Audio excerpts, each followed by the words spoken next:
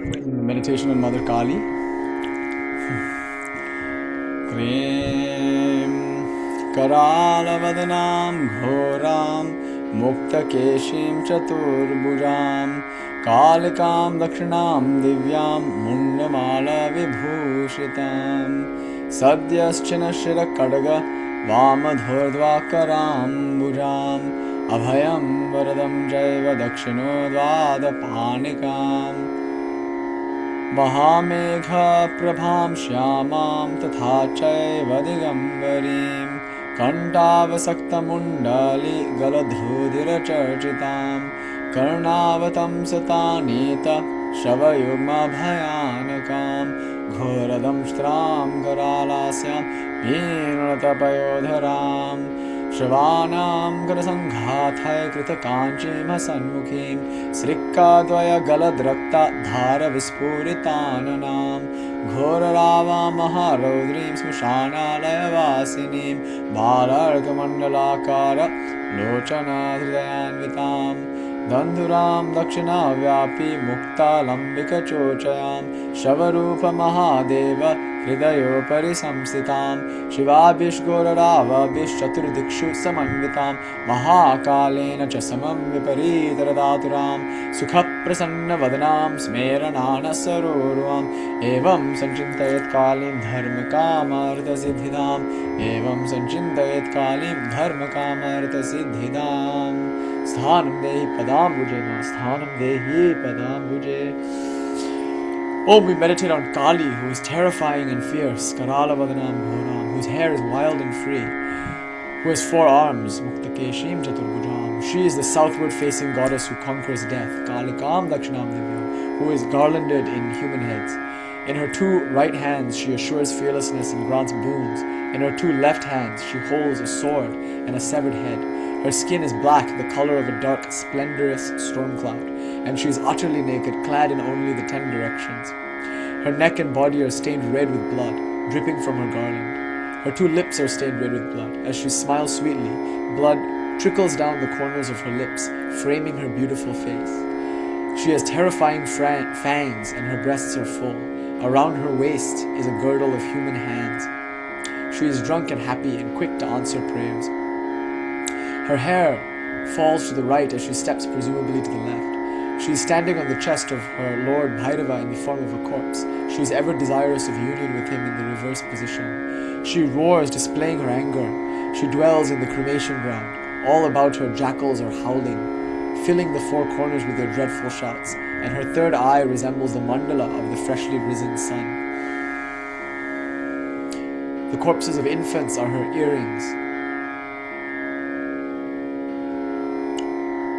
The Divine Mother Kali should be meditated upon in this way for the attainment of Dharma, Artha, Kama and Moksha. Om Shanti Shanti Shanti Yatagner Dahika Shakti Ramakrishna Sthitahya Sarva Vidyam Sarupam Tam Saradam Brahmananda. We praise that Sarada Devi, the giver of essence, who is to fire, like heat is to fire is to God. As heat is to fire, she is the embodiment of all the Vidyas, Kali, Tara, Shodashi, Bhuvaneshwari, Bhairavi, Chinnamastika, Dhamavati, Bagalamukhi, Matangi, Kamala and others. May this be an offering to that Lalita Rupini Sarada Devi. Om Saradar Panamastu. Gubhyo Namaha Ganganeshwara. Om Shanti Shanti Shanti. Janma Sarada Janma. So I was talking about Tantric practice as a whole last week. We were doing a bit of a preamble for our Swami Brahmananda Jayanti discussion, and I wanted to ask this question mainly. Last week I wanted to ask, who was Swami Brahmananda Ishta? That was the question. It seems quite complicated because it seems like in the life of Swami Brahmananda, we have a few possible candidates, and we're just going off of what Swami Prabhavanandaji told us in his book, Eternal Companion.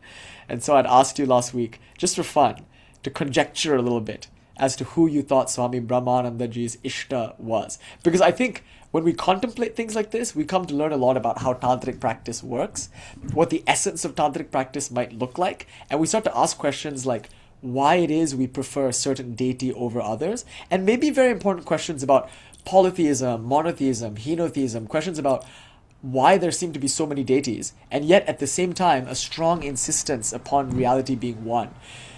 it seems like the deities have very different personalities, very different paths, and very different experiences upon attainment. Like it seems like different people are attracted to different deities for good reason.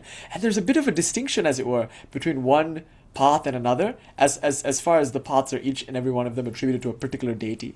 So are these like personalities? Is each deity a being unto itself? Are we talking about like a pantheon of gods here, where we fall into a particular lineage, or we find a particular deity that most resonates with us, and there are other deities also who are equally real and equally important? Jai Maji. Jai Ma. So the question then is it a polytheistic tradition that we're presenting? Like, is Tantra, is the Tantric tradition, Tantra, like a polytheistic sort of thing? And are there actually these various deities?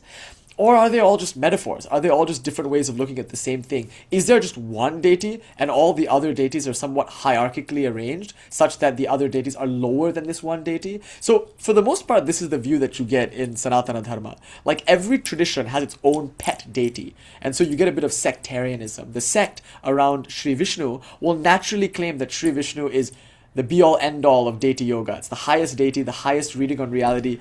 And perhaps all the other deities are just false. They're not real. Or if they are real, they're real in like a less important way. They're like minor deities or demigods, or maybe hierarchically speaking, they're lower gods, and maybe ultimately they're all aspects of the one Sri Vishnu, or maybe they lead up to Sri Vishnu, or they represent different levels of spiritual realization that are not as fulfilling as the realization of Sri Vishnu, like that. And of course the Shaivas will make the same claim. The Shaktas, the Vaishnavas, they're all competing as to which one is the main deity, the best deity. And you get this flavor from the Puranas. So say a Vishnu Purana will present Brahma and Shiva as subordinate deities to Vishnu. Sri Vishnu Bhagavan, like in the Bhagavatam, one of the most popular Puranas in India, he's considered to be like the be-all, end-all, like God par excellence, capital G God. The others are not rejected. They're certainly real in the Puranic kind of worldview, but they're not God in the way that Vishnu is God. Similarly, the Shaiva Puranas will make the exact same claim, like we'll see with the Jyotirlinga. Now Vishnu is trying to find the bottom of the Jyotirlinga. So he's on this boar digging, he takes a boar form, Varaha, and he digs into the earth trying to find the base of the Jyotirlinga, basically where the Jyotirlinga begins. While Brahma jumps on his swan and races up to the top of the Jyotirlinga to see where the Jyotirlinga ends. And so we learn that Lord Shiva, as the Jyotirlinga, is Anadi, beginningless, and Ananta, endless. And that Sri Vishnu, who is seated upon Ananta Shesh, the serpent Ananta, he has to realize this. And Brahma, who actually cheats in the story, also has to eventually realize this. So then Shiva becomes the be-all, end-all. In the Shaiva Purana, Lord Shiva, that god of destruction, is considered to be God, capital G, God in the real sense of the word God. So while that's the trend that we get in the Puranas, we have to ask this question, like, is there anything to that? Like, are they really that different? And does it really matter which one we choose? If they are indeed all aspects of the one anyway, can we choose many? Like, can we be a Shaiva on Monday, and then can we be a Vaishnava on Thursday? Like, can we worship different deities at different times of the day? Like, we start with maybe a Vishnu Sahasranam in the morning and we end with a Lalita Sahasranam in the evening. Like, does that work? Like, can we work with, quote unquote, work for or work with many deities? Like, is it possible to practice with different mantras, different vidyas, meaning different paths, all at the same time? Or is it better to just choose one? And when it comes to this choosing, is it something that your guru chooses for you? And is it something that you can choose for yourself? And is it something that can change? What's up with that? That's the confusion typically. And notice, in the religious world, there's like this trade-off that you make between breadth and depth. When it comes to depth, this is what we tend to see for the most part in the world of religion. It's like you choose one path, and often you make exclusivist claims about that path. Like, take, for instance, Christianity. This isn't true of all Christianity, but most Christians might agree to the statement that the Christ is the one true path to God. Like, none can come to the Father except by the way of the Son. And this claim that I am the way, the truth, and the life is often interpreted as an exclusivist claim. So many Christians will feel that other religions are either outright false, like satanic or misaligned or just conspiracies, or even if they are true, they're not helpful and they're not beneficially true. The one true path is to accept the Lord and Savior Jesus Christ, which often means accepting his sacrifice and accepting his atonement for our sins, etc., and then believing in him exclusively as God. And if you accept like the the Jewish idea of God, the Old Testament idea of God, but you don't accept Jesus, that won't work either. You have to accept Jesus, and Jesus exclusively as that historical figure that exists as the center point of Christianity. So that's an exclusivist claim, and you find that, of course, in the dharmic religions also. There are claims like, okay, God is only impersonal, and the personal aspects that you get from theistic religions are false. Often we find Advaita Vedanta forwarding such statements. Or you find Ramanuja saying that God has no impersonal aspect. It's just the personal Saguna Brahman form. And not just that, that Saguna Brahman form is actually Vishnu Narayana. So Sri Ramanuja makes an exclusivist claim also. Then Sri Chaitanya in the Gaudiya Vaishnava tradition makes what seems to be a more popular claim across the board, and that's a inclusivist claim. And by inclusivist doesn't mean inclusion in the best case scenario. It means like allowing for the reality of other deities, however, in a kind of hierarchical way. So Sri Chaitanya, unlike Sri Ramanuja, will accept the impersonal Brahman that Advaita Vedanta presents as the exclusive highest reading on God. Except they're going to say that this Brahman, this Nishkriya, Nirguna Brahman, this impersonal, formless Brahman, is but a minor peripheral brilliance of the highest reading on reality, which is none other than Sri Krishna. And not just Sri Krishna, but Sri Krishna in divine union with Sri Radha, his Hladini Shakti. And that the highest spiritual realization is understanding God in this way. So each school seems to have an idea as to what the highest spiritual realization is, either from an exclusivist or inclusivist point of view. So to be very clear here, religious exclusivism is the claim that my religion, or at least one religion, is alone true and all the other religions are false. Now, this is typically the claim that we get from most religions. And of course, unless you belong to that religion, it's kind of an off-putting claim, because often you feel it's a somewhat pejorative claim, somewhat condescending claim, and often it comes from a place of imperialism. So there's a sense that, like, because our way is the one true way, therefore it justifies our conquest of your country. And if you don't accept our God, which we are now pressuring you to accept by the sword or through some kind of taxation policy, then it's going to be really bad for you. Not just spiritually, but materially. So a lot of times people will convert into that religion, not for any spiritual or theological reason, but because it's practical and beneficial to do so. Like the tax policy might favor you more if you opt for the dominant religion. Or if you don't opt for the dominant religion, you might die or something like that. So this is often what we get from religion, and naturally then institutionalized forms of religion have fallen out of favor with us very quickly. So exclusivist claims don't do so well anymore. They used to be quite popular. Like it used to be okay to say that your religion alone was true and everyone else was wrong, and then on that basis it was okay to wage war and to kill other people. In fact, the whole process of waging war against another group of people, especially against another group of people with a different religion, is to prove that your religion is superior. You know, because after all, if they're claiming that this being is God, and you're claiming that this other being is God, then the one who is God will ensure your victory. Won't she? Or won't he? Or won't it? So if you win in the war, or if you happen to be a bigger empire, or if you happen to have more money, or, you know, insert any other worldly metric here, if you happen to be better in that way, in that metric, according to that yardstick, then of course your God is more real and more true than that other God. So it's almost like a Protestant sort of prosperity gospel here, where it's like the God that is most true is the God whose followers are the most rich, the richest. That's kind of a imperialist version of the exclusivist claim. So like there's one true path, and the world will tell you which one that is, just through the game of conquest and empire and whatnot. But you'll find that in the Sanatana Dharma traditions or in the Eastern Dharmic traditions, it's hard to say any of these words not to overly generalize, but this is not often the claim that you get. Instead, you get a subtler claim.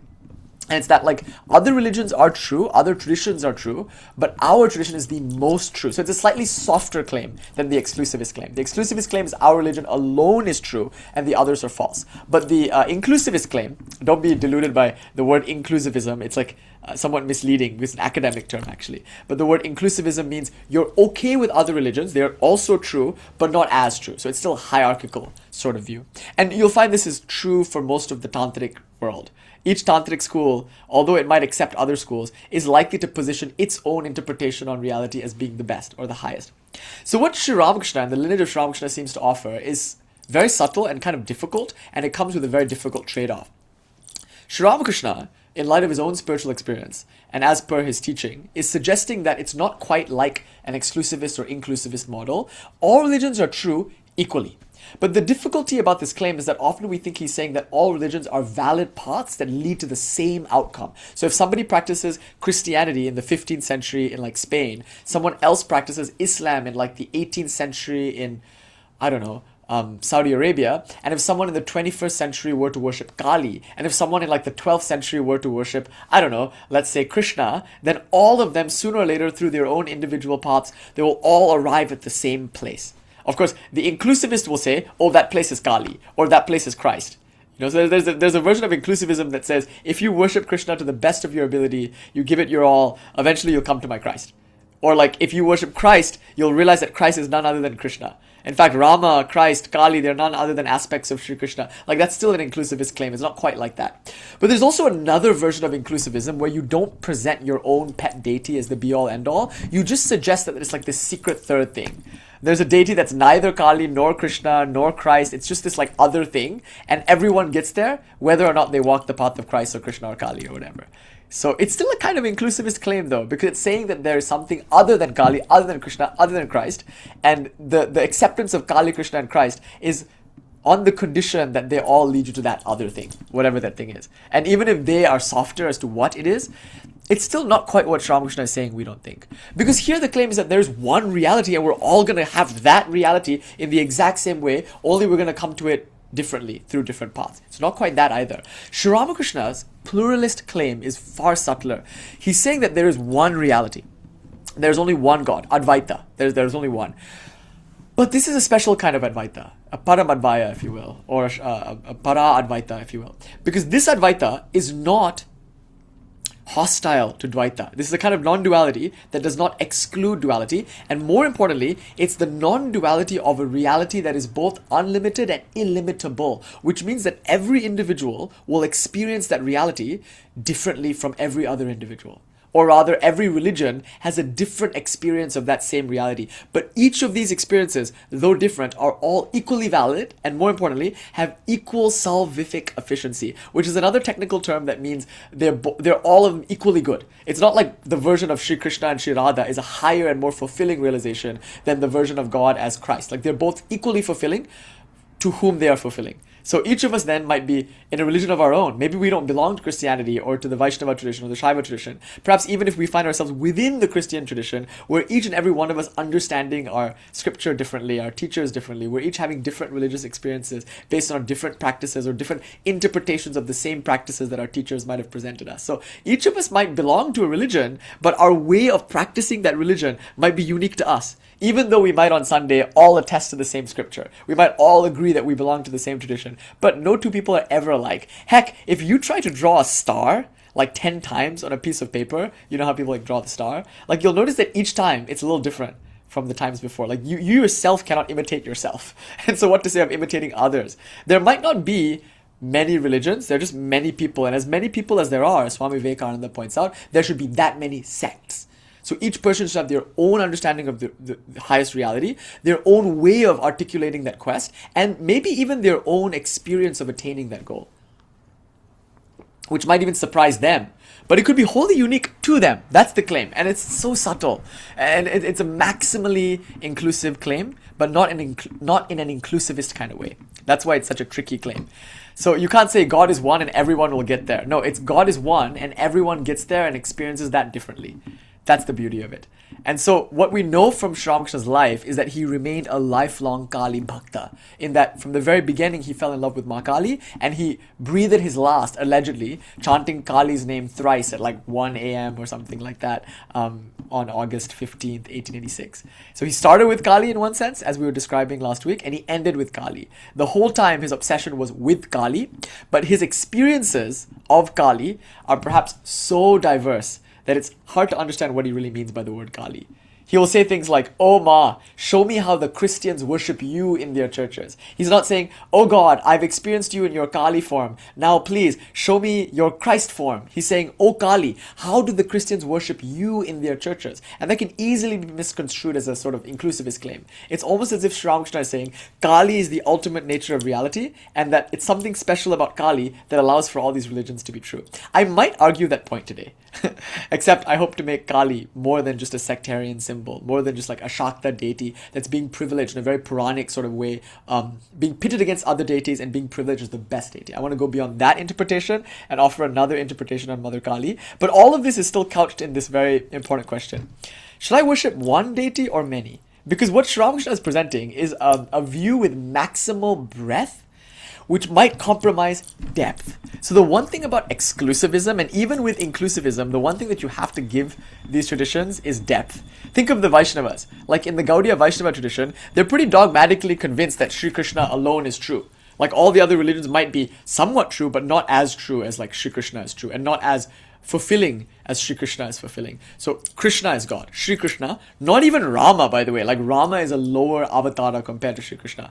And not just any Sri Krishna. The Sri Krishna in the Vrindavana Leela. So it's not just like Sri Krishna, it's like a particular bhava, a particular mood, a particular experience of Sri Krishna. They're pretty much dogmatically convinced that this is the highest possible realization, and everything else is either untrue or lower. So the Gaudiya Vaishnavism, as articulated by the Goswamis after Sri Chaitanya, is somewhat inclusivist in this way. Okay. This is the interesting thing. It's like, you have to give them this. Because of this inclusivism, which pretty much borders on exclusivism, they have tremendous depth. Like they don't chant any other mantra. They just feel it's blasphemous to chant another deity's name. They just won't do it. Instead, they'll just chant Sri Krishna's name. Mantra also contains Sri Rama in it because the mantra is from the Upanishad. But it's kind of important that the original mantra, as it appears in that Upanishad, is Hare Rama, Rama Rama, Hare Hare. And then it's Hare Krishna, Krishna Krishna, Hare. But then Sri Chaitanya flips it. And now the modern version, as per Sri Chaitanya's interpretation, is Hare Krishna, Krishna Krishna, Hare. And then Hare Rama, Rama Rama, Hare Hare. Ultimately, it doesn't matter if you're saying it a billion times a day, but you have to hand it to them. They are saying it a billion times a day. Like they're doing extraordinary amounts of japa. Like when Prabhupada, when the founder of ISKCON here in the United States first prescribed spiritual practice, I've heard it said, I don't know, I'm not part of that tradition, but somebody told me who was in that tradition, that he prescribed 64 malas a day for like entry-level practitioners. Like that was his kind of guruvak, his instruction, that if you want to do this path, you have to give hours and hours and hours every day just chanting this one mantra. It's a public mantra, but then again, not really, because you can still receive it in the context of a Tantric Diksha. But that's the one mantra that you're probably going to use for the rest of your life. And Prabhupada, the founder of the ISKCON movement here in the West, like in New York, which has thus since spread all over, he felt like 64 malas a day was the bare minimum. Can you imagine? Allegedly, they kind of talked him down from that position. They were like, no, Maharaj, like it's too much. Like we're Americans, we can't do 64 malas a day. We're not sadhus. We don't have all day to sit there and do Hare Krishna, Krishna Krishna, Hare Hare, Hare Rama, Hare Rama, Rama Rama, all day. Like it's gonna take forever and it's gonna become mechanical. And it's like, no, we can't do that. So allegedly, he was talked out of that position and he reduced the number to like 36 or something like that. And even that, they argued, was too much. So then he reduced it to 16. So now you'll find that in most ISKCON communities here in the West, that's kind of the standard number of malas that you're expected to do every single day. And it's a pretty long mantra. You know, it takes a while until you get the hang of it. In the beginning, you could take hours and hours and hours to do just 16 malas of it every single day. And I have so many people who come to this community and complain about that. They're like, I loved the mantra, I loved the tradition, I loved everything about it, except I felt very pressured to do 16 malas a day, and it was getting really difficult, and I was feeling judged for not doing it. I was trying to judge myself for not meeting those goals, and that was what pushed them away ultimately. The insistence upon a particular number. But I mean, remember, 16 was like a compromised position. He originally, allegedly, expected 64 malas of that same mantra. Now, if you belong to that tradition, you're imbibing a worldview that is conducive to perhaps doing that mantra a lot, because you're not likely going to want to experiment with other mantras, having already imbibed the view that other mantras are either outright wrong, or, to be more fair, lower. To be fairer, lower. So like, why would you chant a Ganesh mantra? Why would you chant a Kali mantra? However interesting Ganesh might be to you, however pulled to Kali you might feel this week, you're still buying into a philosophy that argues that other forms of divinity, even Vaishnava forms like Rama and Vishnu, like what to say of Shaiva forms like Kali and Ganesh, all of these are just not as good as Krishna. They might be somewhat true, but not as fulfilling as the experience of Shri Krishna will be. So then why would you chant those mantras? Why will you do a puja to any other deity? Why would you even read any literature that doesn't pertain to Shri Krishna? So this is a kind of dogmatism in the worst case, but in the best case, credit where credit is due, it's depth. You go really deep into something when you give your whole self to it. This is called Ishta-nishta. It's a technical term in the tradition. Nishta means to be established. Ishta, as we described last week, is your chosen ideal or the deity that you choose to focus your spiritual life on. So in an exclusivist worldview, if your Ishta is Jesus, then you are not going to worship anybody but Jesus. In fact, there could be serious metaphysical, theological, and certainly social consequences to worshipping deities other than Christ. Which in one sense is helpful, because then it just like deals with the innate human curiosity to go and experiment with other paths. You'll just stay with your own, and likely because of that, you'll go very deep in your own path. So if you only read Christian literature, if you only think of the Christ, if you only chant the Christ mantra, and there are plenty of Christ mantras that within the Christian tradition they insist that you chant. Like in the Catholic tradition, it's like the Lord's Prayer maybe. In the Eastern Orthodox tradition, whether Greek or Russian or Armenian or whatever, usually it's the Lord Jesus, Son of God, have mercy upon me, that prayer. There's a mantra, even Hail Mary, that's a mantra, and you just repeat that mantra, but you're not going to do a Ganesh sadhana also. You're just going to do Hail Mary, and probably because of that focus and that intense commitment to just Jesus or something like that, you might actually get a deeper, fuller realization of Jesus. Fuller in the sense that it's more intense, it's deeper.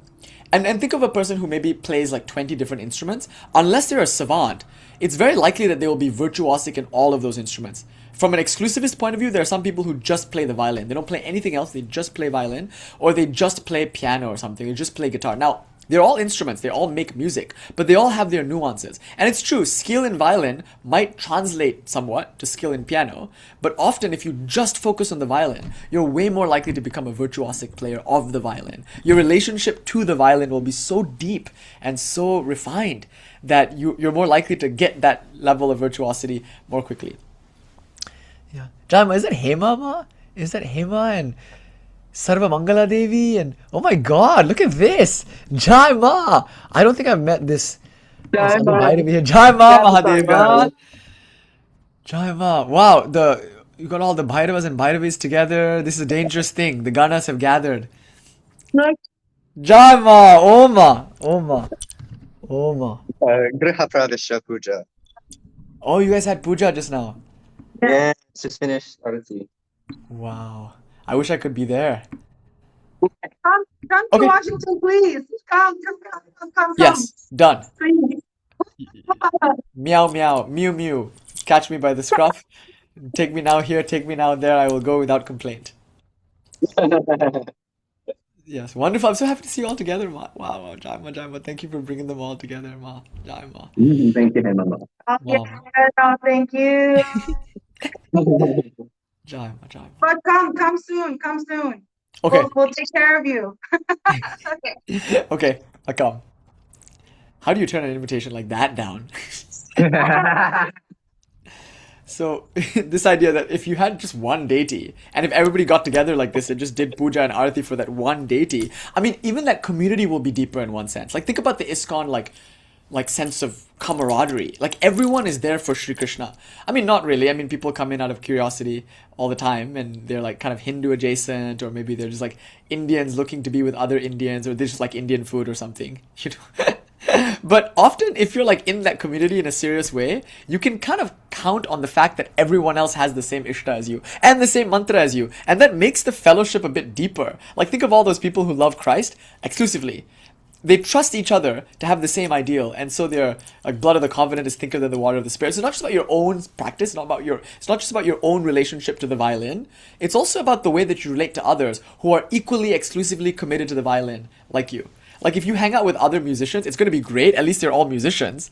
But still, if we all play different instruments, it might be valuable. We have something to teach each other, but it might not be as deep or as filled with camaraderie as if we were all playing the violin. I think it's an easy example, an obvious example, that a person who just plays one instrument and maybe a person who hangs out with others who play that same instrument, like they're likely to go much deeper with that instrument. So this idea is called Ishta-nishta. And for a long time, in most religious traditions, exclusivist and inclusivist claims are made to support that Ishta-nishta.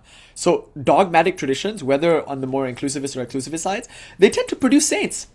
deep and intense saints, but often those saints experience that particular form of divinity. Like say a Gaudiya Vaishnava saint might experience just Sri Krishna, and say a Christian saint might experience just Christ, and still they might be rather dogmatic about it. In fact, they might even become more dogmatic about it because they're more convinced that their view is right, having had the experience. So just because you're experiencing God and just because you're feeling bliss and you're fulfilled from that bliss doesn't necessarily lead you to a pluralist claim. It's not quite true that if I experience Christ, then I'll naturally experience that all religions are true. Sometimes that looks like the case because mystics tend to speak the same language. They tend to move away from religious exclusivist and imperialist claims, but not always. It's not always true. Some mystics, although they aren't part of the religious structure, institutional structure, although they are maybe excommunicated from their churches, they might still insist that their pet deity is the one and true deity. You see?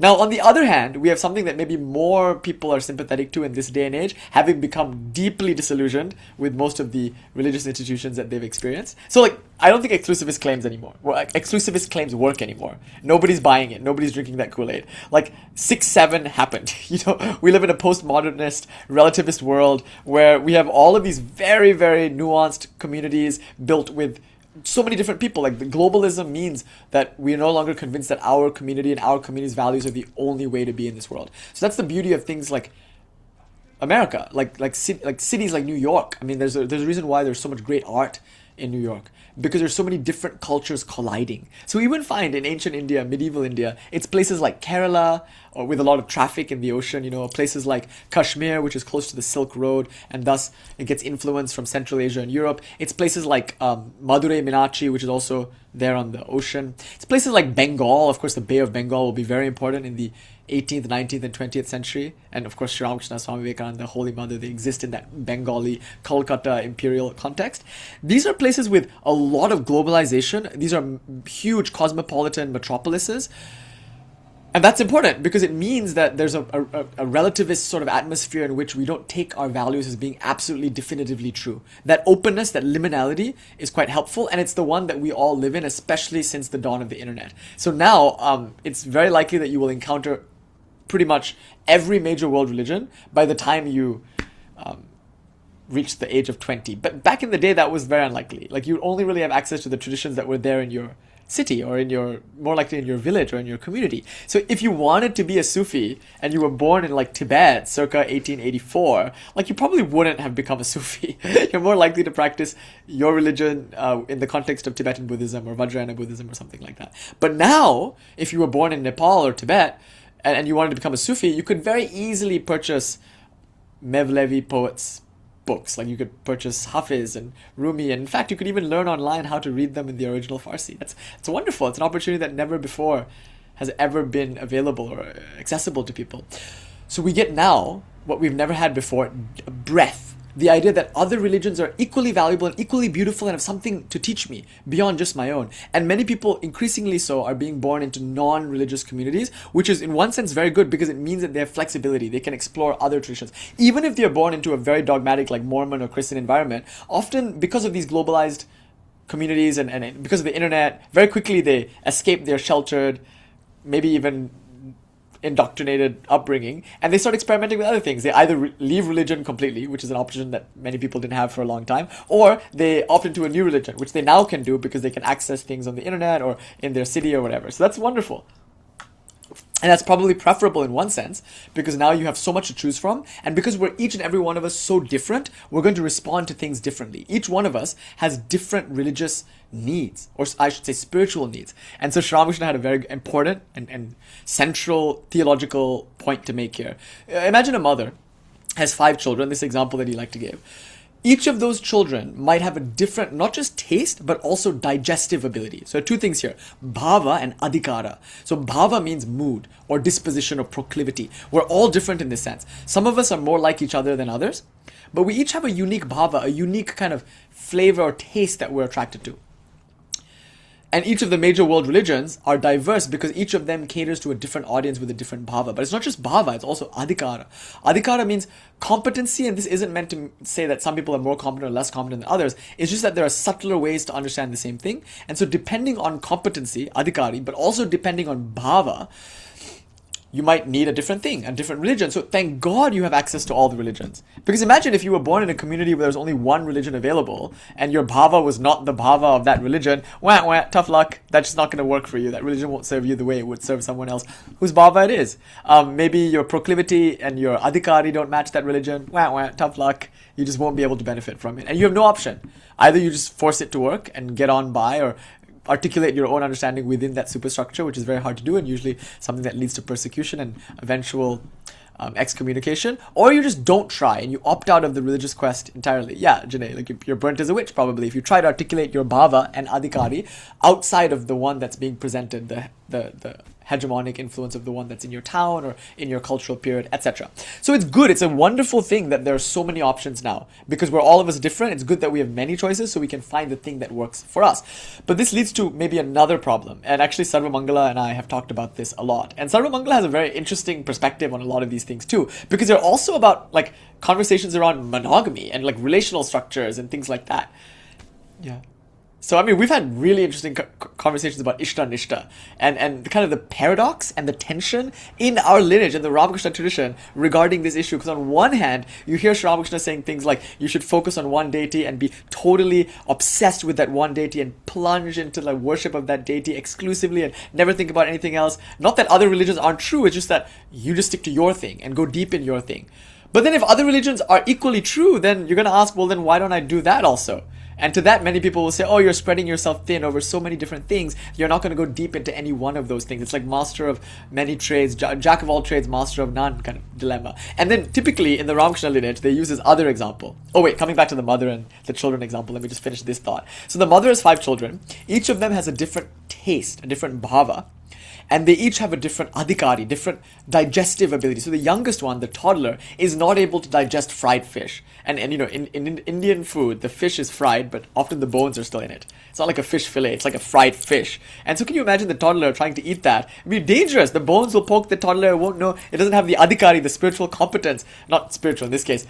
Culinary competence to take out the bones. The mother will have to take out the bones for the child, and maybe chewing it will be a problem, and it might be too spicy. I mean, Indians, when we fry our fish, we first marinate the shit out of that fish. We put all sorts of chili powder and rub all sorts of spices into the fish. It's too spicy for the child. Maybe there's also a curry, and the curry is even spicier. The child can't have that, won't like that. You know, the child won't like to eat that, and might have an upset stomach eating that.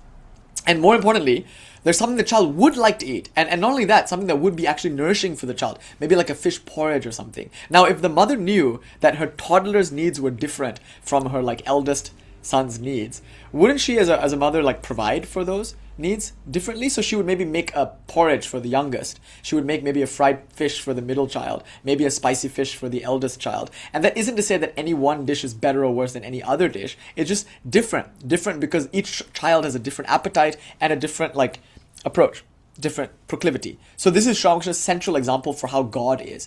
It's a good thing that there are many religions, because some people argue if God was compassionate, there would be one true religion. For God to be God, God must be absolute. But notice, if that were the case, then this is not a benevolent God. Because if there was only one true religion, it would only serve a very small group of people. Everyone else is excluded. What kind of God would be at the same time all-loving, but also the kind of God that would exclude people whose bhavas didn't match that particular tradition or that particular religion? In fact, if you want to insist that God is absolute and also omnibenevolent, meaning all good, then you have to accept that God is absolutely inclusive. So then she would want to diversify her religion. So the more religions there are, it's not actually taking away from the claim that God is real. It's actually adding to it. That's why in the relativist 6-7 world in which we live, it's actually meant as not as a criticism. I'm actually very excited about this liminal world. It's a very Kali world, as hopefully we'll see by the end of this lecture, according to this new interpretation of the name Kali, as per Ramakrishna's reading. But coming to this idea of the mother, it's like, it's a good thing. It's to the mother's credit that she's making 3 different dishes. Often people say, oh, there's so many different religions, therefore God can't be real. How can there be a God when there's so many different religions saying different things about that God? We say, no, there must be a God because there are so many religions. It's uniquely the nature of God to be maximally loving and maximally inclusive, and therefore the many religions of the world attest to that fact. So that's a remarkable claim, actually, and I'm very excited about that claim, that it's a good thing when traditions diversify, when there are new interpretations and new takes, and these things should be encouraged. Swami Vivekananda often talks about world history as his book, especially religious history as his book, and many pages have been written, but many pages are left unwritten. I guess like the Natasha Bedingfield song that everybody always sings at the high school graduation. It's like, no, there are religions that haven't yet been discovered.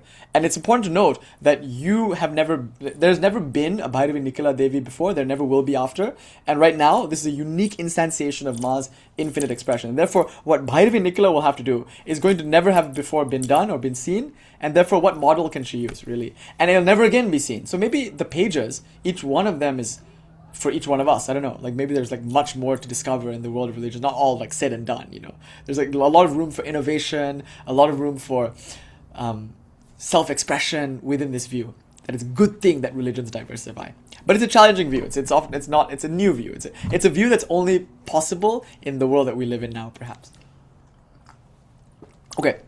The mother presents each child with a different dish, and just like that, God presents each person with a different religion, a different path that best suits their individual needs. But the other example that we get, which makes this issue very complicated for most of us, is the example of like digging holes. So Sri Ramakrishna says, imagine you're looking to strike water or something. You're trying to like dig a hole and get to water. Anytime I hear this example, I'm often thinking of that movie, Holes. It was a book, you know, where the kids are all in the desert and trying to dig holes, and they phrase it as this kind of correctional facility for problematic children, but actually it's the greed of this person trying to find a buried treasure or something. Anyway, so imagine you're digging holes, but every day you dig a little bit and then you get tired, you get bored of the hole that you're digging and you go to another hole.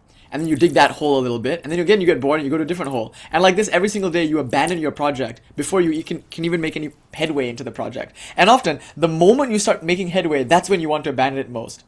Because you've just done it for too long and it's starting to get deeper, and maybe when it gets deeper it gets harder, you start striking at harder soil. I don't know, like maybe there's something about digging that makes you want to stop digging the moment your digging starts to make real progress. Maybe when you're doing spiritual life, maybe when the practice starts giving fruit, maybe that's when you want to run away the most, because your identity, your previous sense of self is being dismantled. Maybe things are coming up from the subconscious that need to be processed and dealt with, and this might actually make other paths way more appealing because they seem at that time at least easier and at the very least more interesting, because you've been with this one for so long that the thrill has faded a little bit. You know, it's like same thing again and again and again. Why would I do the same thing again and again and again with so much variety when I can just go and do another path and think about things in a new way, and that's inspiring and thrilling, so I might as well do that. Let's just give up all of this. So every week we might go from one deity to another deity, or from one religion to another religion. Yeah, and it's a good point, Daryl G. It's like there's a honeymoon phase idea where things are charming in the beginning until they lose that charm because of familiarity. But not just that, it's also far beyond the honeymoon period. If you can like stick with it, you might still be able to stick with a mundane, boring experience. You know, where before it was all new and exciting, now it doesn't have that same thrill. But when it starts to work, arguably, it stops being mundane even. Maybe it starts becoming outright horrific. Like it starts becoming actually a struggle. And at that point, the desire to switch to another path, or to another Ishta, or to another tradition becomes very strong. I'm not saying it's a problem. It might actually be wisdom. But at least we have to admit that in this example, if I were to just do this with the holes, I wouldn't become holy, you know. I'd become an asshole maybe, because I'd be jumping from one thing to another and like superficially experiencing these things and then claiming that I know what they are. So to say that all religions are true, I mean, oh my god, that's absurd. Have you practiced all religions? Have you studied all religions? Every religion has at least like 45,000 different interpretations. I mean, at least in Christianity, there are 45,000 different known sects of Christianity. So how can you say Christianity is true, having never yourself practiced Christianity, or having never yourself explored all the 45,000 sects of Christianity? Are they all true? Is your claim that all religions are true the claim that all 45,000 sects of Christianity are true? And if so, upon what basis do you make that claim? Some pseudo-intellectual basis, some pseudo tolerance like politics, you know, some desire to appear educated and inclusive and good. So therefore you say all religions are true. What a preposterous claim to make. What an ignorant claim to make. Especially when we don't even know what religions are out there. We haven't even studied those religions. What to say, practiced those religions until we realized whether or not they were true. We don't even know what it means to say a religion is true. Like what? A viable way to experience the absolute reality? But how do you know what experiencing the absolute reality is like? And how do you know that like each religion is viable? It's a problematic statement for so many reasons. So our problem is maybe we're digging shallow holes. Yeah, define religion, define sect, define tradition, compare religion to spirituality. Like, what is one sect and how does it define itself against another sect? These are all things worth taking up. These are all inquiries worth discussing. Yeah, and what about religions that like say they are religions, but maybe like say like terrorist interpretations of the Quran. Like say there's a certain fundamentalist Islamic group. Now it says nothing about Islam that there's this group that thinks that the way to carry out their religion is by doing some act of violence. But if you're saying all religions are true, and you're so maximally inclusive, you're saying all interpretations of all religions are true, then will you include that jihadist group? Like, is that interpretation true? Especially since most Islamic communities will reject that view. They'll say, no, that's not what we mean by jihad at all. Like, they're giving us a bad name. Like, we Muslims don't actually have that view. And they do. And they're calling themselves Muslim, and they're calling themselves, like, a religion. Is that included in your claim that all religions are true? What about Christianity? I mean, there's so much of Christianity that you can say is just outright imperialism in the guise of, like, religion. Like, will a Christian accept Constantine's definition of Christianity? In fact, is Christianity just defined as opposition to whatever the popular definition of religion is at the time? Where Christianity has strong roots in like a revolutionary movement. A lot of early Christians are persecuted, and Christianity seems to be like a religion of redefining religion against what is the norm at that time. So if Constantine says this is Christianity, you as a Christian might actually be, as part of your religion, more likely to reject that claim as to what Christianity is. So what do you mean by religion? And to what extent are you willing to include religions, especially those that seem to be outright unethical or violent, or just using maybe the word religion to mask an imperialist project? Like, these are all very important and very difficult questions. That's why the claim that all religions are true is a very complicated one and worth discussing at length.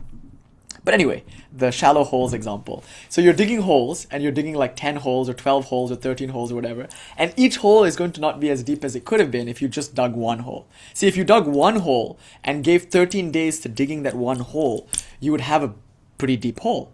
But if you spent 13 days digging 13 different holes, you'd have 13 shallow holes. Maybe you would never strike water in the second case. You're much more likely to strike water in the first case. And maybe not. Maybe it is valuable to step away from the hole and try a new spot. Maybe you could go on digging for 13 years and never get to anything, if you don't understand that you're not going to get water there. So that's the difficulty about this tradition. Because on one hand, you hear Sri Ramakrishna tell you to go deep into one thing, to stay committed to one Ishta, and to focus. And that's what I think generally you'll hear from most religions in the world. And the example you get for that is this digging holes thing. But then, on the other hand, you hear another bit of advice, which is like, no, like actually all religions are equally true because they're all aspects of the one reality. Sri Ramakrishna is making that claim from a religious experience point of view, not a pseudo-intellectualism, not some kind of tolerance view. He's not saying my view alone is right because my view is most inclusive. He's saying, I practiced a bunch of these religions that were available to me at the time, and I found that they were all equally spiritually nourishing and equally spiritually rewarding, and they all had equally had salvific efficiency. So given that he's making the claim, all religions are true. Given his experience, he's saying all religions are true. But he's not necessarily saying that we should practice all religions. He might be saying all religions are true, I verified it, but I'm a special case, and in my case, I was uniquely appointed the task of testing these religions and verifying that they're true, but that doesn't mean you need to do what I did. You don't have to reinvent the wheel. You just go on and practice a religion that you like and that is best for you given your bhava and your guna, and I can attest to the fact that it will work. That more or less seems to be what he's saying, according to some people. According to other people, he's saying, no, this is the dharma of this day and age. In this globalized world, it's actually advantageous that you have access to so many different traditions. In fact, he might even be intuiting the widespread, way in which we experience knowledge now. It's not a problem to have, say, ADD or ADHD. We don't need to medicalize or problematize these things. If you have trouble focusing on one thing, and if you are the kind of person with certain placements, say, Gemini placements or mercurial type placements in your chart where you like variety and you like doing lots of different things, for you it might be nourishing to do a bunch of different religions at the same time because they allow you to look at the one thing from different points of view, which can keep your religion and practice very alive and very dynamic, and these can all be mutually enforcing. The person who might be distracted by having lots of different views should not get the advice that they should practice lots of different views. Similarly, the person that will be nourished from practicing lots of different things and lots of different views might benefit from that advice. So ultimately, it comes down to what kind of mind you have. And trying to find some absolute way of understanding this is not at all in the spirit of Sri Ramakrishna. So the very tension that we feel in this question doesn't need to be resolved. It's wonderful to note that some people might prefer more like an Ishta-nishta kind of thing. Other people might prefer more of a diverse kind of thing. So the mother giving fish to her 5 children and making different kinds of fish dishes, porridge, fried fish, curried fish, pickled fish, etc. That's the central theology of the Ramakrishna lineage, that all religions are equally true, and that must be the case because God is maximally good and maximally inclusive. So whatever you are, whoever you are, however you like to think of God, there's a religion for it. And if there isn't, you'll probably articulate one just in one way, shape, or form. Right? So there's also another view, and this is maybe an even more radical view. This is my favorite version of all of this. Like, this is maybe the deepest thing that I've heard Sri Ramakrishna articulate. And it has to do with just pure Icha Shakti. Everything I've been talking about thus far is like a Jnana Shakti kind of thing. We're talking about knowledge, and we're using technical terms, academic terms. We're understanding religious exclusivism and religious inclusivism, and we're trying to like academically or intellectually approach a very nuanced pluralism. That's the term that we would give to Sri Ramakrishna's position. Religious pluralism. All religions are equally true. What the fuck does that mean for me though? Do I practice many religions? Do I go to church on Sunday and then, worship Kali on Tuesday? Like, is that what I should do? Right? Or should I worship Krishna and Kali and Jesus? Like, do I have 4 mantras or 5 mantras? And if so, when I sit down to do my daily practice, do I just chant them in a particular sequence, or do I just chant whichever one I want to chant the most at that time and just haphazardly? I know, I'm so happy you know that song, Virupakshi. Princess Chelsea, right? There's a beautiful song. They're a New Zealand duo, I think. Electronic music duo. Love that stuff. But, you might experience a great cybernetic depression if you, stick to one thing when you need a variety. Or it's a reference to that band. Or you might experience that if you stick to many things when you're supposed to only do one thing. So it's a complicated thing as to what you're being instructed to do. And many of us feel like doing more than one mantra, or feel like doing more than one traditions, or feel like being part of more than one communities. And that seems to be quite noble and encouraged. And how to know, right? Seth is asking, and that's what this lecture is going to be about. I'm hoping that this talk can tackle one of the central issues in the lineage and in the interpretation on Sri Ramakrishna's dharma. Are we supposed to practice many religions? Or if we are within the Tantric world, are we supposed to have many mantras and worship many deities? What does that look like in terms of doing daily puja? What does that look like in terms of sitting down and doing japa? These are all questions worth asking, especially as practitioners who want to get the most out of our time and do the thing that is most spiritually nourishing. Which might, again, be different for everyone. But then again, we can't just throw our hands up and say, oh, well, figure something out. Because no, they're teachings. And we just have to understand how those teachings can be applied in our own case, But a certain flexibility is indeed encouraged. Okay. So the pluralist claim, the inclusivist claim, the exclusivist claim, the tension between Ishta-nishta, just choosing one and doubling down on it, or taking advantage of the globalized world in which many options, mutually enforcing options are presented. That all of that happens on the level of Jnana Shakti. And so when I ask questions like this, will you include fundamentalist, terrorist religions? Will you include what seem to maybe be more dubious traditions that are maybe more satirical? Maybe the person who founded this religion isn't actually having a mystical experience, or isn't actually interested in presenting a new and viable way for with salvific efficiency. Maybe they're just trolling. Maybe Flying Spaghetti Monster isn't a religion founded upon religious experience or mystical experience. Maybe it's a religion founded upon a political view, a satirical view, to present a flaw in the American First Amendment religious freedoms kind of protection. Maybe it's just there to serve a different purpose than what maybe Christianity and Islam is there to serve. So you could say, well, then is the Flying Spaghetti Monster thing true? Well, in one sense, technically you could have it on your dog tags as an American G.I. Joe or something. It's something the military will have to recognize as a religion. It's something the prison might have to recognize as a religion. It's something that has a priest certification program. It's basically a 6-7 claim within the world of religion that oh, look, the American Religious Freedoms Act, and again, a lot of this is, as I understand it, if I'm not mistaken, a kind of critique of the Religious Freedoms Act, teaching creationism in certain schools, where I think this person felt like it would be better to teach an evolutionary model or something, which is dogma. The idea that one view is just right, Darwin's view is right and everything else is wrong, is dogma. And it's dogma that we readily buy into for a variety of reasons. No, if a community decides they want to teach creationism, then the American Religious Freedoms Act will protect it. And this is a protest of that. They're saying, no, there is one view, and religion is stupid. It's so stupid that, look, I can make a religion out of a flying spaghetti monster. My claim that there is a flying spaghetti monster is so ridiculous, but it's not any less ridiculous than your claim that there is some God which you claim to be all good, but who somehow hates gays and will put people in hell forever just for not believing in him. Right? It might be coming from a trolly kind of place. Not to say it's not valuable. It's just and when we bring it up, it's often in the context of trolling. It's its purpose is to troll.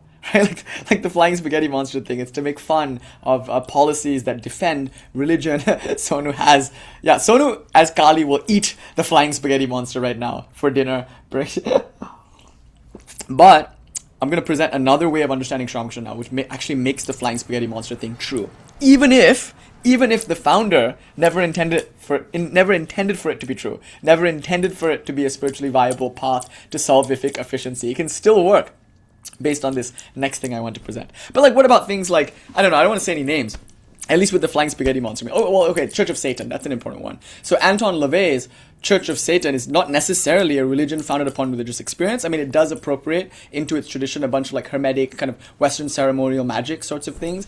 But a lot of it is just a protest of Christianity. Like, it's just in opposition. Like many religions like Flying Spaghetti Monster or like Anton LaVey's Church of Satan, I mean, they meet all the criteria of what it's like to be a religion, especially legally.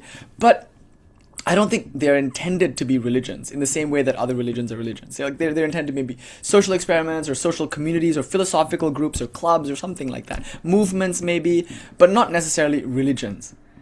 You know, so like it's not necessarily the case that if you belong to the Church of Satan, you are a Satanist in the way that some people claim to be Satanists. If anything, Kali worshippers fit that bill way better than most of the Satanists in the Zoroastrian world. You know, so having said all of that, can we include those? Like people often bring up certain religions that are maybe new. By the way, notice our bias. A lot of times we just like rubbish religions that we are not a part of, that we have never practiced, but that are popular and fun to make fun of. Because, you know, documentaries exist about them.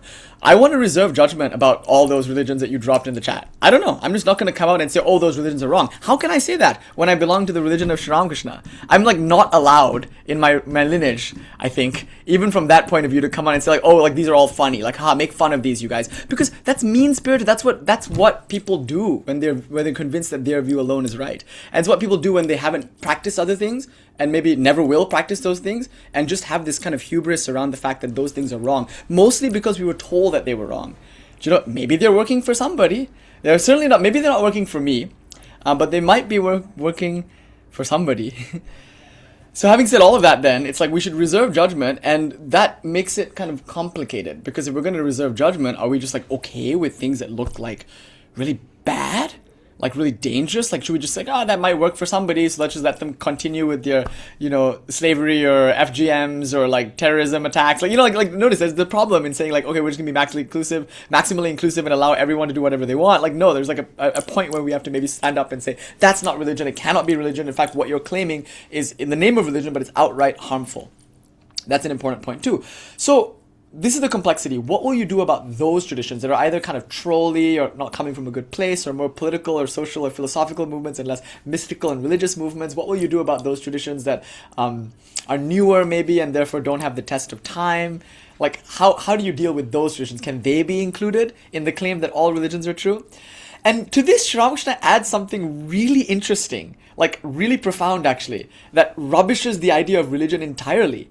He presents an Icha Shakti view. You know, we're asking this question because we're interested in Kriya Shakti. I'm going to use the model of the three Shaktis. We are all of us here spiritual practitioners. So when we sit down to do our daily sadhana, our daily spiritual practice, these questions become very important. Like, should we do different kinds of pujas, like I said earlier? Should we chant different kinds of mantras? And if so, what's the krama? What's the sequence in which we chant these mantras? This is where you're likely to feel the tension in your Kriya Shakti, in your daily spiritual practice. As you're trying to enact a lot of these teachings. So thus far, in the past, 30 or so minutes, or 20 or so minutes. Oh my god, it's been an hour. No, I started late, so. Oh my god, it's been an hour? Anyway, thus far, in the last hour of our discussion, we've mostly been talking from a Jnana Shakti point of view. We're talking about things in the sense that like, how do we think about these things? And we're asking maybe important intellectual and academic questions about the extent of our religious pluralism. You know, like, will we insert all the names that are dropped in the chat? You know, like, will we include those? What are you going to do about those? These are Jnana Shakti questions, right? But I think Sri Ramakrishna does something even deeper here. Like, the lineage offers one more level of nuance when it comes to this question of one or many. One religion exclusively, or one religion inclusively, or even one religion pluralistically. Or, inclusively or pluralistically, many religions. What do I do? This is where it gets interesting. Sri Ramakrishna almost seems to imply that it doesn't matter. he almost seems to imply that sincerity alone matters. Like, that's the only thing. It's like just Icha Shakti. He's taking us beyond almost Kriya, what you do. He's taking us beyond Jnana, what you know. And he's taking us to what you feel. Icha Shakti. And he might be saying that for a person who truly and honestly and sincerely believes in God as the flying spaghetti monster, it is God's nature to reveal herself to that person as the flying spaghetti monster. And that person, because of the sincerity of their faith, will have as much salvific efficiency, which is a fancy way of saying that person will be as fulfilled, maybe even more fulfilled, than people who realize God in the form of Christ or Kali, according to like the more standard and more traditional versions of religion that are available. That to me is a truly beautiful view. That it's not really about what you do, it's about how you do it. In fact, it's even beyond how. Like, what is Kriya Shakti? How is Jnana Shakti? Maybe why is Icha Shakti? And maybe Icha Shakti is even beyond why. Like, I think why and how are Jnana Shakti questions. By the way, many people love to talk about why and how. We could like lecture for hours on why. And often we have. And we can lecture even more on how. Actually, more people are interested in how than on why. Like, so if people want to learn about, say, Lakshmi Puja, they'll mostly ask, like, okay, what day should I do the puja? How should I do it to get best results? Very rarely are they asking, why does that mantra work? Or why should I do the puja? Or why not I just start a business? Why would I, like, buy flowers and put them on the feet of an altar? Why can't I just, like, do something else for money? And why would I even want money? Like, these are all wonderful questions, but why and how are still sort of Jnana Shakti related things, and they're valuable. All these things are included and all these things should be done. But often we don't get Kriya Shakti from merely contemplating why and how. Ideally you would. Ideally, like, once you understand why, then you'll be inspired. You'll know there's like a rationale and a reason behind doing what we do. And so you'll more likely want to do it. A lot of people are not inspired about puja or about japa or about any of their spiritual practices because they don't really understand the rationale behind them. But once they do, once they like open the hood and look inside, I know nothing about cars, so I know I'm already going to get in trouble. I'm going to get into a horrible, like, slow motion car crash if I continue down the road of this metaphor. So I'm going to abandon it now. I'm going to leave the car in the rush hour LA traffic and just like walk away from this metaphor. So if we just ask why and we get an answer, we'll probably then ask how. Probably we need to ask why before we ask how. I think it's kind of dangerous. I know. Nilavji offered to teach me how to drive yesterday. It was very sweet. I was shocked that you had any faith in me regarding driving after our evening. Actually, no, it was yeah, anyway. I think we should ask why first before we ask how. But asking how is usually more popular. So when it comes to Hinduism, where there's like a lot of like technique and ritual and whatnot, often we ask like, how do we do something? Very rarely why. But if we have the why, then we might be interested in the how, then maybe the what, then we'll do it, then we'll actually carry it out. So Jnana and Kriya are associated to one another, but as we learned with our Somananda discussions, in the Shaiva tradition, the Shakta tradition, like Somananda especially, the claim here is that Icha is prior to even Jnana and Kriya. I mean, it's hard to say that because they're all three in one, but Icha might be the most important, at least the most emphasized, especially when it comes to the works of Somananda and some of the early Shaiva masters. And what to say of the Shakta world, where God is understood as Icha Shakti, like Icha, the will, like even the mantras, with the eem sound is referencing the Icha, that desire to be and to become and to dissolve and to devour. So Icha is everything. Like, this is a religion of dynamism, and as we've said in other places, dynamism is essentially desire. It's desire that moves us into action, and that desire, as we've argued time and time again, isn't necessarily a desire from lack. It's not because you're missing something that you desire. It might be a desire from fullness. It's because you're sensing your innate happiness and joy and fullness that you desire to share it with others. Like, this desire is what prompts action, and arguably action and knowledge are the same thing in the Shaiva Shakta world. So if Jnana and Kriya can be understood together, since Jnana often inspires Kriya and Kriya often inspires Jnana, then their root or their foundation is Icha. And Icha, like the English word itch, is like an urge, and it doesn't even need to like have knowledge or action behind it. You can just primordially, precognitively will something. So the word Icha can be translated as will or urge. There's another word that Ramakrishna used very often, and the word is Vyakulata. In fact, if you take away one word from the entire lineage, it seems to just be this, Vyakulata, which you can translate, or Bakula, well, Nilav can say it better. It's a Bengali accent here that I'm not going to be able to do, but it's like Vyakulata in Sanskrit, meaning yearning. It's like anguish. Sometimes the word is translated as anguish, but it probably has the connotation of yearning more. Like you just like yearn. Nilamji, can you say the word Vyakulata just for fun? It's like, no, you're muted. Bakulata. Ha. Bakulata. Bakulata. Bakulata. Bakulata. That's how Ramakrishna would have said it, right? And he would Yeah. say it again and again and again. That was like the thing that he harped on over and over and over, which allowed him to say that all religions are true as long as you had that. So whether you called God Krishna or Kali, it doesn't matter. What matters is that sincere, like, yearning for that, whatever that is to you. And there are times when Sri Ramakrishna is talking to, like, say, Brahmo Samaj people about, like, Kali Puja. Now remember, Brahmo Samaj practitioners are interested in like reforming Hinduism and moving it away from image worship especially. So they think that things like Kali, especially Kali, of course, Kali is the most despicable thing to the very sanitized, rational, like British educated Bhadralok class of the Brahmo Samaj, you know. So Swami Vivekananda himself, as a young man who was a member of the Brahmo Samaj, he said how I used to hate Kali and her ways.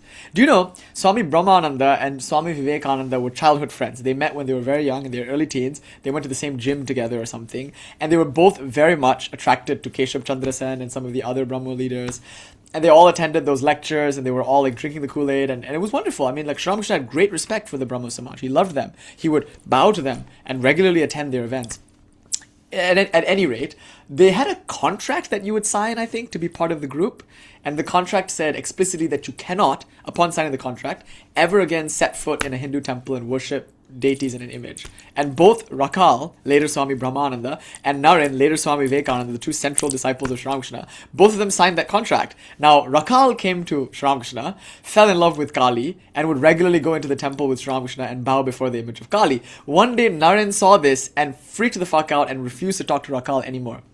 First of all, because he had betrayed the fundamental tenet of the tradition to which they both belong. And secondly, what kind of person would do that? Sign a contract and then go back on their word. And thirdly, again, remember Swamiji was disgusted with Sri Ramakrishna's Kali worship. He loved Sri Ramakrishna. He couldn't deny the attraction that he felt for his guru, but he didn't like the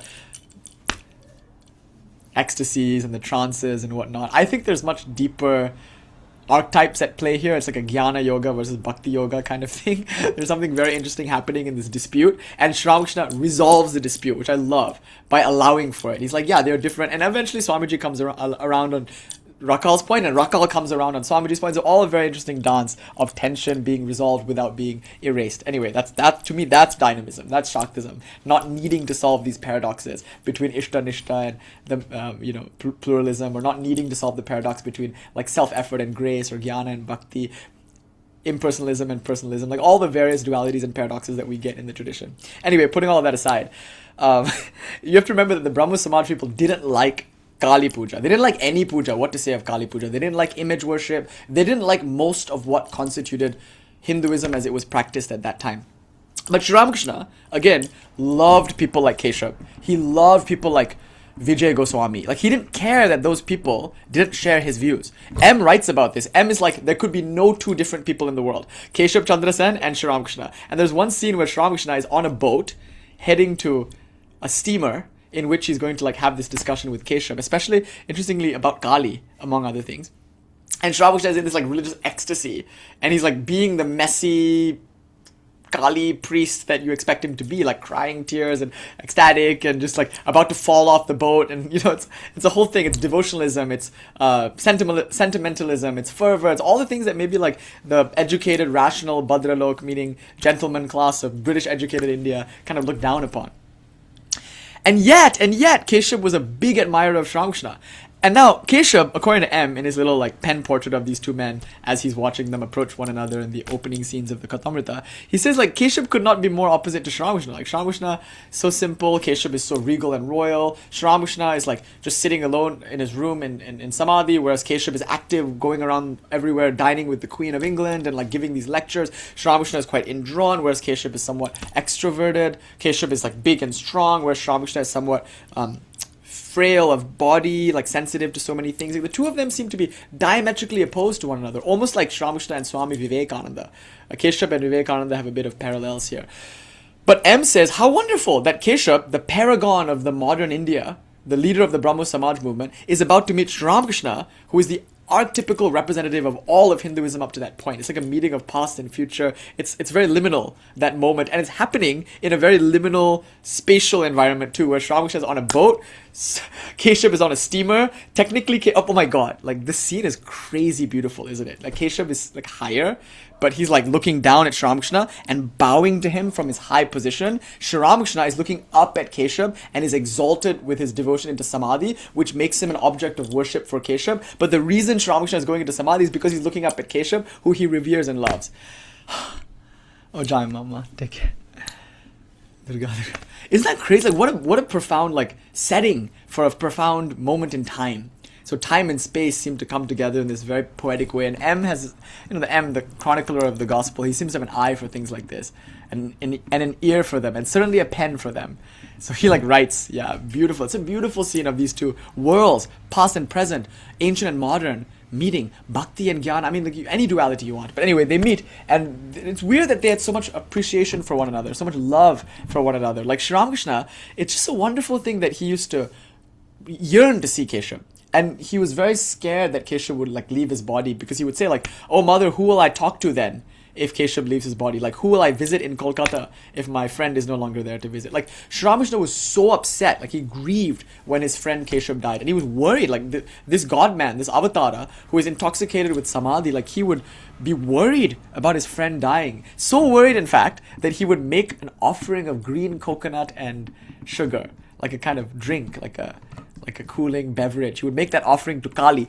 But this is so interesting to me, you guys. This next fact that I'm going to say is going to make everything really confusing for us, I think, and it should. Sri Ramakrishna offered Kali green coconut and sugar, right, for Keshav's recovery. We learned this very early in the Gospel of Sri Ramakrishna. But you know what? As I've heard, allegedly, it is not Dakshineshwar Kali to whom the offering is made. This is crazy. Sri Ramakrishna is the head priest. At that time he wasn't anymore, but he's the priest of a famous and important Kali temple in which the murti is awakened. But you would think that he would go there. He would go to his own shrine, which is just like down the street from his house, which is like all in the same temple complex. It's like a 5 or 10 minute walk, if that even. You think he would go there into that shrine and make the offering before his ma. But he doesn't. This is very important. He makes the offering of green coconut and sugar for Keshav Chand's recovery in Tontania. Like he goes to a different Kali, like near the Star Theatre, GT Road. If you just go down GT Road, Swamiji's house is here, Star Theatre is there, right? If you go down GT Road, there's a certain place, it's like an intersection, it's called Tontania Kali. An ancient Kali, and Girish used to go and worship that Kali, and so too did Keshav. So that Kali is a little bit more associated to central Kolkata, not central, but like the GT Road kind of place, right? Like those of you who grew up in Kolkata will know better, like Ankita and Nilav and whatnot. But that Tontania Kali, that's the Kali that Sri Ramakrishna allegedly made his offering of green coconut and sugar to, which is crazy. It almost seems to imply that Kali is more responsible for Keshav Chandra Sen's recovery than the Dakshineshwar Kali. So now it's not just that there are many deities, it's also the deity that you're worshipping is further diversified into the murtis in which she is invoked, almost to suggest that the different murtis of Kali are like different deities within the pantheon of Kali, as Kali is a different deity within the pantheon of all the tantric deities. Like, what the fuck? Like, how do you deal with such diversity? And yet, how do you deal with that diversity against the claim that they're all really one? Oh, there's only one Kali. Well, then why is Sri Ramakrishna not going to Dakshineshwar? Why instead is he going to Tontania and offering green coconut and sugar for Keshav's recovery? Keshav lived nearby. And if all the deities are the same, why is the flavor so different? And why do the paths seem to be so tense? If Jnana and Bhakti are really similar, explain the tension between Swamiji and Rakal, like Narayan and Rakal. Like, you can't get past these tensions, these paradoxes, and no Shuju, of course, is a great dynamism to that, as we've argued. But also, you can't get past the claims that it isn't really there. What will you do? It's a very problematic and difficult thing within this tradition, actually, to balance these two views. Okay, coming back to this one now. So Keshav is there, and Sri Ramakrishna loved and revered Keshav, although Keshav's views were like diametrically opposed to Sri Ramakrishna's, and his practice was diametrically opposed to Sri Ramakrishna's. And Sri Ramakrishna would ask him questions. And not just that, I think we forget that Sri Ramakrishna liked to watch lectures as much as he quote unquote informally gave them. So Sri Ramakrishna never gave lectures. He never showed up to a place, and he was never like on the schedule to give a talk. He would never give talks, he just would speak. He would just express himself. Like Sri Ramakrishna never gave talks, he only ever expressed himself. And often that was in song, in dance, and in simple presence. Sri Ramakrishna, above all, was just expressing his enthusiasm. He just loved God, he was excited about God, which meant that he was always celebrating God, always talking about God, always thinking about God. And none of that you could fit into your schedules. Like you can't time it. Like between 3 p.m. to 5 p.m., Sri Ramakrishna is going to show up at this place and he's going to be excited about God for this many hours. Well, okay, maybe you could sort of do that, but then what would that look like? Oh, between 3 to 5 p.m., Sri Ramakrishna will show up at this place and he will be excited about God. In that, he will give a 2-hour talk on God. And what's the topic of the talk? Can you imagine like saying that to Sri Ramakrishna? Like, oh, you'll show up between 2 and 3 p.m. and you'll give a talk on...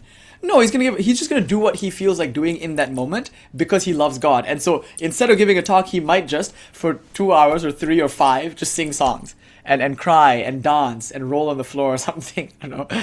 Or, and this might be frustrating for many people who like show up at that time expecting to hear a talk or at least expecting to get a kirtan, or he might just like go into samadhi and be quiet the whole time. I mean, you might feel something if you are particularly sensitive, but for most people, this is off-putting. It's off-putting not know what's going to happen because he's unpredictable because he's moved not by a schedule or by a concept like 3 p.m. or 6, 7. He's moved by some strange inner stirring that is more indicative of his personal, intimate connection to God than it is his desire to commune with others or teach others. Like Sri Ramakrishna never taught anybody anything. It's so important. His very life was the teaching, but he didn't consider himself a teacher, so much so that he would say in his life that there are 3 words that prick my flesh like a thorn. He like hated these words. The first one was Baba, father. He didn't like to be called father. Like, how can you call me Baba when I'm the child of the Divine Mother? Secondly, he didn't like the word Karta, master. How can you call me master when I am wholly mastered by the Divine Mother? And thirdly, guru. He hated the word guru.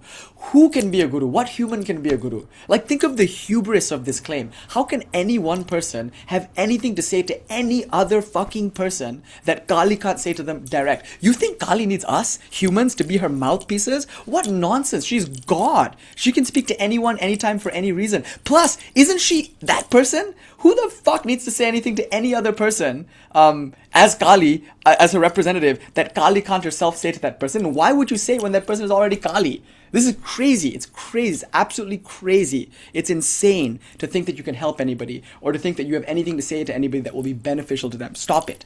This is very important. And the reason why is because of our metaphysic. It's Advaita. Advaita does not allow for compassion. It doesn't allow, I mean, it does, but it will call you out on it. It's hubris. And Sri Ramakrishna, in his simplicity, just couldn't hold the word guru because it was metaphysically inappropriate for him. So he would say it would prick his flesh. He would say like, Kali alone is the guru. He would say Satchit Ananda alone is the guru. Existence, consciousness, bliss alone is the guru. That never prevented him from doing the functions of the traditional Tantric guru, like giving mantras and instructing disciples according to their own thing. He never felt that he was. Kali alone was. But having said all of that, notice that this translated in his own life as a desire to learn from other people that he held in esteem as guru. So he would go to Keshav and like, he wouldn't go there to give a lecture, he would go there to talk to him. And more importantly, he would go there to like ask questions. It's really interesting when he goes to see Vidyasagar, it's not with the intention of giving a lecture. He instead just wants to see him because he hears how great he is. And he hears about like how much charity he's doing and how like holy and noble he is. And he just wants to see a holy man. Like Swami just wants to see this holy person. So he goes and he starts off by asking a question, but then very quickly the script is flipped and then Sri Ramakrishna ends up getting into this ecstatic mood and he's giving a talk and he's singing and he's like making casual comments about the people in the room and like predicting the future and like reading people and just like doing all this stuff. But likely he never intended to do so. And it's like Kali doing it through him, etc., sure. But he didn't feel like, he was doing it or he didn't intend to do it. But remember, his will, his desire, his itcha, his urge here was not to go and give knowledge or not to even go and do something. His urge was just to see a holy man and maybe even listen to him and see how they worship God. And more importantly, to like maybe ask questions. I remember in Varanasi, my first experience at the Kal Bhairav temple, we don't need to get into that, but like we'll fast forward. I'm like walking through the steps. I'm walking through the like little channels and I'm like stunned because I've just been whacked and robbed and I'm just like confused. I don't know what to do. I'm just walking and just like walking. And very quickly I come upon this temple where children, like 10 or 12 children in chorus are singing an arati. And I was so charmed by that. And so I walked into the temple just listened to the arati for a little while, and then I was stunned to see there are all these pictures of Thakur Ma and Swamiji. I was like, huh. And it wasn't a Bellarmat thing or a Ramakrishna mission associated thing, but mostly it was pictures of Trailanga Swami, and inadvertently I had stumbled into the Trailanga Swami ashram by Panchaganga Ghat there, So I was in the ashram, and there was a beautiful painting of Sri Ramakrishna's encounter with Trailanga Swami. And it's a beautiful story because it's told in a few different ways. But allegedly, Sri Ramakrishna came to Varanasi and insisted upon meeting all the holy people. And Trailanga Swami, of course, is the foremost saint of Varanasi. He still is. And so Sri Ramakrishna asked him a question. But at that time, remember, Trailanga Swami was maintaining Mauna silence. He was not saying anything. He was just like kind of communing silently. So Sri Ramakrishna could only ask a question by sign. So he went like this. Basically, is God one or two? It's a deep question. Is it Advaita or Dvaita? That was the question. The ultimate nature of reality. Is it one or two? And Trailanga Swami famously goes, and that was the painting. It was Trailanga Swami giving this finger, and Sri Ramakrishna sitting in kind of that posture that you expect him to sit in with his mudra, and he's sitting there but in different clothes than you're used to seeing, because he wouldn't have visited Trailanga Swami without a shirt on. Very likely he would have put on a nice Bengali Babu outfit, because we know that when he visited Vidyasagar, he was self-conscious about the button. He was like, is it okay that it's unbuttoned? I remember even growing up, I had these clothes. The buttons didn't come with the clothes. There was like a separate thing of buttons, and you would put the button on the clothes, and it's easy to forget the buttons. And Sri Ramakrishna didn't have the buttons, and it kind of pushed his buttons. They didn't have them. He was like shy. He was like, oh, Vidyasagar, he's a holy man, or not necessarily a holy man, but he's a learned man, a gentleman. He's somebody held in high esteem. He's like in charge of so many things in this state, and I'm going. I don't have. He's like kind of flushed and flustered about the whole thing, and M reassures him. M, the disciple, says to the guru, like, it's okay, I think he'll be fine. Like, it won't be a problem, don't even worry about it. And Sri Ramakrishna is allegedly like a child greatly assuaged by this, and he's able to go in. I think if M was like, oh no, that's improper, like that's not decent, I think Sri Ramakrishna might have turned around, gone back into the carriage, and like, I don't know what he would have done. Who knows what he's going to do at any given moment. But he was at least expressing some reservation about being in front of such a respectable person with like a shabby outfit or something. I don't think it's likely that he would have stood in front of Trailanga Swami, a person of that caliber, without a shirt on. So it's kind of cute that he had like Bengali Babu sort of thing in the painting. I don't know what he was wearing at the time, who knows. But it's very likely that he was dressed like that with that style of Kamarpukur village style, Bengali style dhoti. Who knows? Whether it was red bordered or not, who knows. But anyway, these are questions for historians, not necessarily for us. But in that painting anyway, he was sitting there with his fingers in that usual way and like leaning in to Trailanga Swami and listening attentively and smiling with great delight. He was like happy to learn something from Trailanga Swami. Now, some people ask questions, but they're like leading questions. You ask questions so that person like opens up to an instruction. This could be the case, but it's probably not. It's probably that Swami is genuinely asking the question. I think he's like genuinely curious about other people's experience. That's the beautiful thing about this Icha Shakti thing. So Sri Ramakrishna, as we learn in the Katamrita and in other places, he's like going to Keshab, he's going to Vidyasagar, he's going to people like Trailanga Swami with like questions, with like a desire to just see them or like ask about their vision of God and their experience, and to maybe like worship with them. So he liked to sing Brahmo songs, he'd watch the plays, like he would visit Girish so he could see plays, And he was watching one play where there was a sex worker who at that time, because the theater was very much associated with that world, there was a particular sex worker who later became an important disciple. She was doing a rendition of Chaitanya, maybe she was playing Vishnupriya or something, one of the women in that Leela. And Sri Ramakrishna went into a samadhi and he was so excited. He was like, her acting, it's like the real thing. And he said there's no difference, and there's deep theology here, between the play and reality. He said the play is real. There's something very beautiful about that. And you could say it's so good, it was so well acted that it was as if real. But I think the claim is much more theologically subtle than that. That no, it is real. That there's nothing different between a play and reality. This world is a play, but it's real. It's the real play of God. Like that could be the claim. Anyway, that's a whole other thing. But notice, Ramakrishna wants to go and watch the play. He wants to go and watch the horse rider. There's like an English woman who would jump through hoops and land on the back of the horse. He was brought to see that show, and he watched it allegedly with childlike delight. He loved to hear like piano recitals. He was a great aesthete. He was a rasika. He could enjoy things. But the thing he loved to enjoy the most was being in the company of holy people who he himself held in high esteem. He just wanted to see what they were about. So anyway, Brahmo Samaj ideals are so different from Sri Ramakrishna's worldview, as Swamiji would painfully have to like discover for himself. But and yet there was something about Keshab that attracted Sri Ramakrishna, even though he had nothing in common with him. So notice on the level of Kriya Shakti, they couldn't have been more different. Like Keshav does different things from Sri Ramakrishna, more or less. On the level of Jnana Shakti, they couldn't be more different. They both had different ideas about the absolute nature of reality.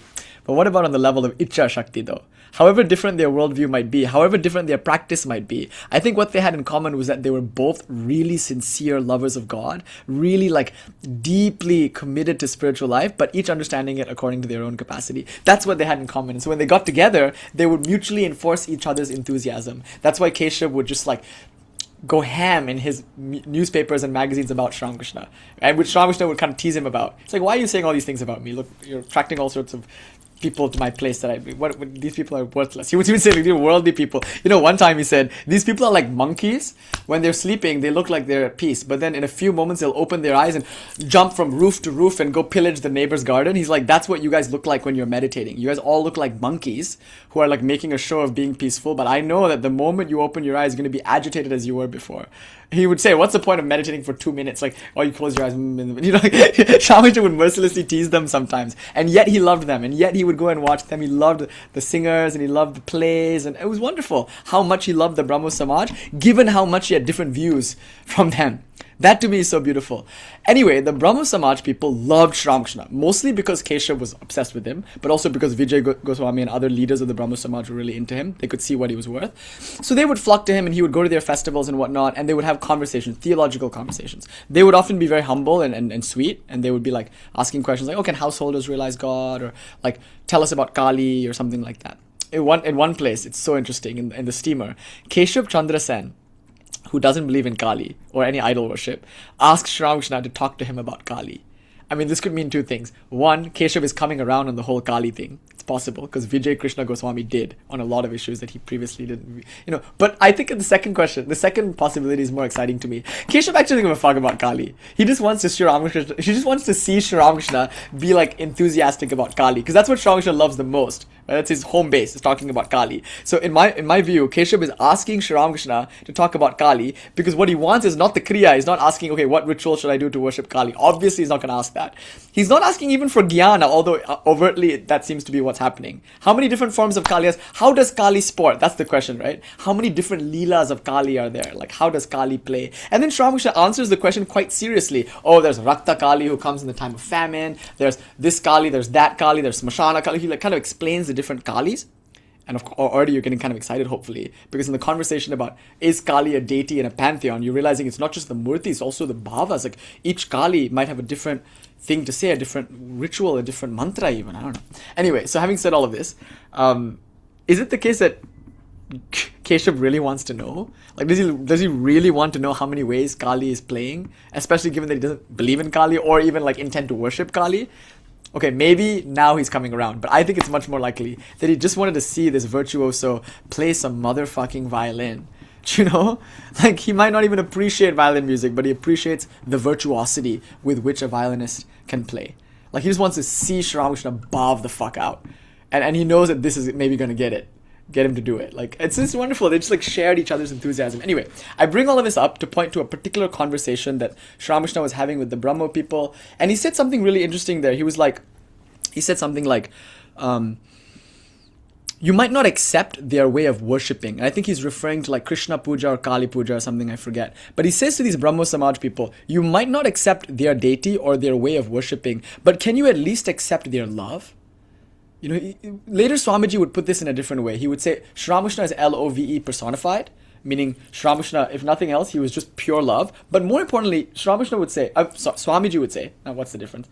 He would say, Prema Swarupa Itti Ishvara, or like God, Ishvara, is pure love. But love in and of itself, not the beloved. See, many people say God is the beloved. No. This is a much higher theology. I would say higher, different.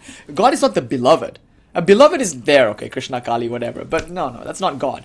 Nor is God the lover. In fact, God is when the lover and the beloved are fucking, which is where the two become one. That's Shaiva Theology 101. It's not Shiva, it's not Parvati, it's Shiva and Parvati. No, it's not Shiva and Parvati, it's Shiva hyphen Parvati. No, it's not Shiva hyphen Parvati, it's Sharvati. I don't know. It's like it's one thing, but it's the thing where everything is reconciled. And that thing is like a Yamala, a union. Shivaya. The Yamala is between Shiva and Vamakshi. So Vamakshi being Parvati. So Na Mala Shivaya. Shiva, Vamakshi, Yamala. The union of Shiva and Shakti, that is the true supernal realm, the Namala. And having said all of this, it's so profound. Namala Shivaya, like Namah Shivaya. That mantra is here expressed so beautifully because Sri Ramakrishna is saying, can you at least accept their love? And Swamiji would later say, wherever you see a mother cat nursing its young, stand and pray, for you are in the presence of presence of God. But he's defining God not as the mother cat or as the kitten, but by that which happens between them, that love. For us, this is complicated because our love is often very attached. So like we love people, but in a way that like very quickly becomes painful and becomes constricted. And that's wonderful too. That's a wonderful lila, even though it's a play, it's real. It's not without meaning. But it's like what Sri Ramakrishna and what Swamiji are pointing to here is a very subtle thing. That it's formless, and yet it has a form. And it's dynamic, and yet it's more of a force field than a current. And yet, within that force field, within that nada, there are all these like instantiations, this bindu of a mother cat and her kitten.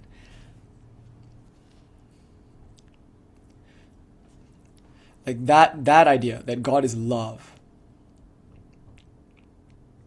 Like sometimes, you know, when we think about spiritual life, it's like we think about the way that our gurus looked at us, the ways that they understood and forgave us for things, like the way that they hugged us, or you know, the way that they wept, or the way that we wept with them, and we realize like it's just all so weird. It's like, who knows what the fuck is going on?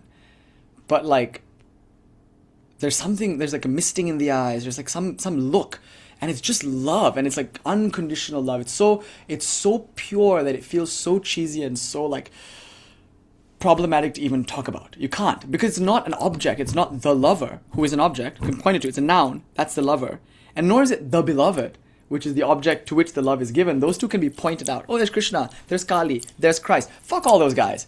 And then, oh, look, there's the Kali Bhakta, or there's a Christian, or there's a... Like, fuck them. Actually, don't. That could be problematic for you. But, like, just watch out for the objects. The subject is what is being pointed out. And the subject is not even the lover. The subject is the love, which is constantly flowing and dynamic. That love itself is God. So God is Prema Swarupa. But not just that. Sri Ramakrishna is L-O-V-E... right? L-O-V personified. And not just that, it's there in the mother cat also. Right? It's there anywhere it's expressed. And like, and in the Guru, in you know, even yesterday, anyway, I don't want to get into anecdotes, but like, we really feel God when we feel that kind of love. And that's why it's there even in like pop songs about love, or movies about love, or in your relationship with your friends and your spouse and your house and your mouse. Like, that's God actually. And so to say, oh, there's no God here is a misunderstanding. It's like it's a matter of degree, maybe it's a matter of intensity, but it's the same love. It's the same ananda in Vishaya-ananda, in Brahmananda, as in Bhajanananda. The same ananda is there, and that ananda we're calling it love now. But importantly, Sri Ramakrishna said this to a group of people. He said, you might not accept their ideal. So you might not accept Kali. No, there's no such thing as the absence of love. Isn't betrayal a kind of love? Okay, let's say I am in a relationship with somebody and I betray them. I must have been in love with somebody else to have done that. It is an act of love. Betraying someone is an act of love. Murder is a great act of love. Don't even get me started on that. I'll get into trouble. Like, there's nothing more... Anyway, I'll stop here. But murder is such an act of love. In fact, people murder because of love, like crime families. They're willing to torture and kill and do horrible things because they love their family, their tribe, their gang or something, their mob family, you know? I've never seen one thing in this world that was done except for love. The only question then is, for what? Love for oneself is still love, but it might make you a psychopath or a sociopath, in that those words are typically defined as treating everyone else as a means to an end. But it's still love. It's love for yourself, though. Then if you expand that love, it's love for your family, which can lead you to doing some pretty cruel things. And you have to work at a middle school to understand what I'm talking about. Like the lengths that a mother will go to or a father will go to like throw someone else under the bus to protect their kid. Oh my God. It's like their parents. Shouldn't they feel an affection for other people's kids? Yeah, until those other people's kids are threatening their kids, then fucking kill that kid, you know? Like, they can be really like fiercely protective, which is cute and all, but it's not that much different from the person who treats everyone else as a means to an end because they only love themselves. There's a person who loves maybe their a tribe, which is a collection of families. They'll go to war. And what is nationalism but a sort of tribalism? Never has there been any act in this world committed for any other reason than for love. There's no such thing as hatred. There's no such thing as evil. There's no such thing as the devil. There's no absence. You see, even an absence of light is still seen. You see, that's the easy example here. Even when there's no light, there's still a light of consciousness to see it. Where then is there darkness? Where then is there absence? Think about deep sleep. Is it an absence? Is deep sleep an absence of experience? If so, how can we talk about it? You know, and in fact, even if you contemplate the most evil thing in the world, doesn't it come with a bit of love? Maybe not love for the aggressor. Ideally love for the aggressor if we were doing our sadhana at all. We should love all of our enemies. And really mean it. But they're not our enemies. Like, people are not... what hatred, what anger could we have for anybody? But even in the case that we have hatred or anger, it must be because of love that we feel that hatred or anger. Love for ourselves and we feel persecuted. Love for our tribe and we feel they're persecuted. Love for our nation, and therefore we hate the other. We say, I hate that person because you're doing this thing to me. But even thinking about absence, thinking about hatred, thinking about evil, it's thought of within love, a fierce love maybe. Where in this world is there anything but love? There's a non-duality of love only. There's only one thing. There's no opposites. There are no dualities. And it's not to say that there aren't dualities. It's just those dualities are only appearance. They only appear to be different. The hatred appears to be different from love, but it's not. It's just love only. But that doesn't mean that there aren't degrees or intensities. I mean, ultimately it doesn't mean that. But like relatively, like the love that a mother cat feels for a kitten, the problem with it is it's not free of the mother catness and the kittenness. So sometimes when people relate to others and there's a flow of love between them, it's very brief. Because that love then quickly turns into duty. And what is duty but the scorching midday sun? Like Swamiji hated the word duty because it was morbid, he said. That was a word he used for duty. It's morbid. It's like something about it's like constricting and constraining. It's what you have when love is left room. You know, it's like keeping up the pretense. It's duties and obligations and things like that. It's the attachment that we humans seem to then bring into love. But the love itself, whether it's between the cat and her kittens, or between the person and his spouse or house or mouse, or between the devotee and God, it's the same love actually. The degree of intensity is the degree of the degree of intensity of that love is inversely proportional to the degree of attachment, constriction, egoity. So the more I care about God, this is why God sucks. Because the more you care about God, the more you constrict the love. Because you'll say, I love Krishna, so let's kill those people who worship Kali. You see, it's in love that they do the holy war and things like that. And love for God is horrible. I hate people who love God. And I say that lovingly. Because people who love God are so stuck up about it. Like God, God, God all the time. Like it's just like, in the name of God, how much blood is spilled? Like 2 words are the worst 2 words in human history. God and communism.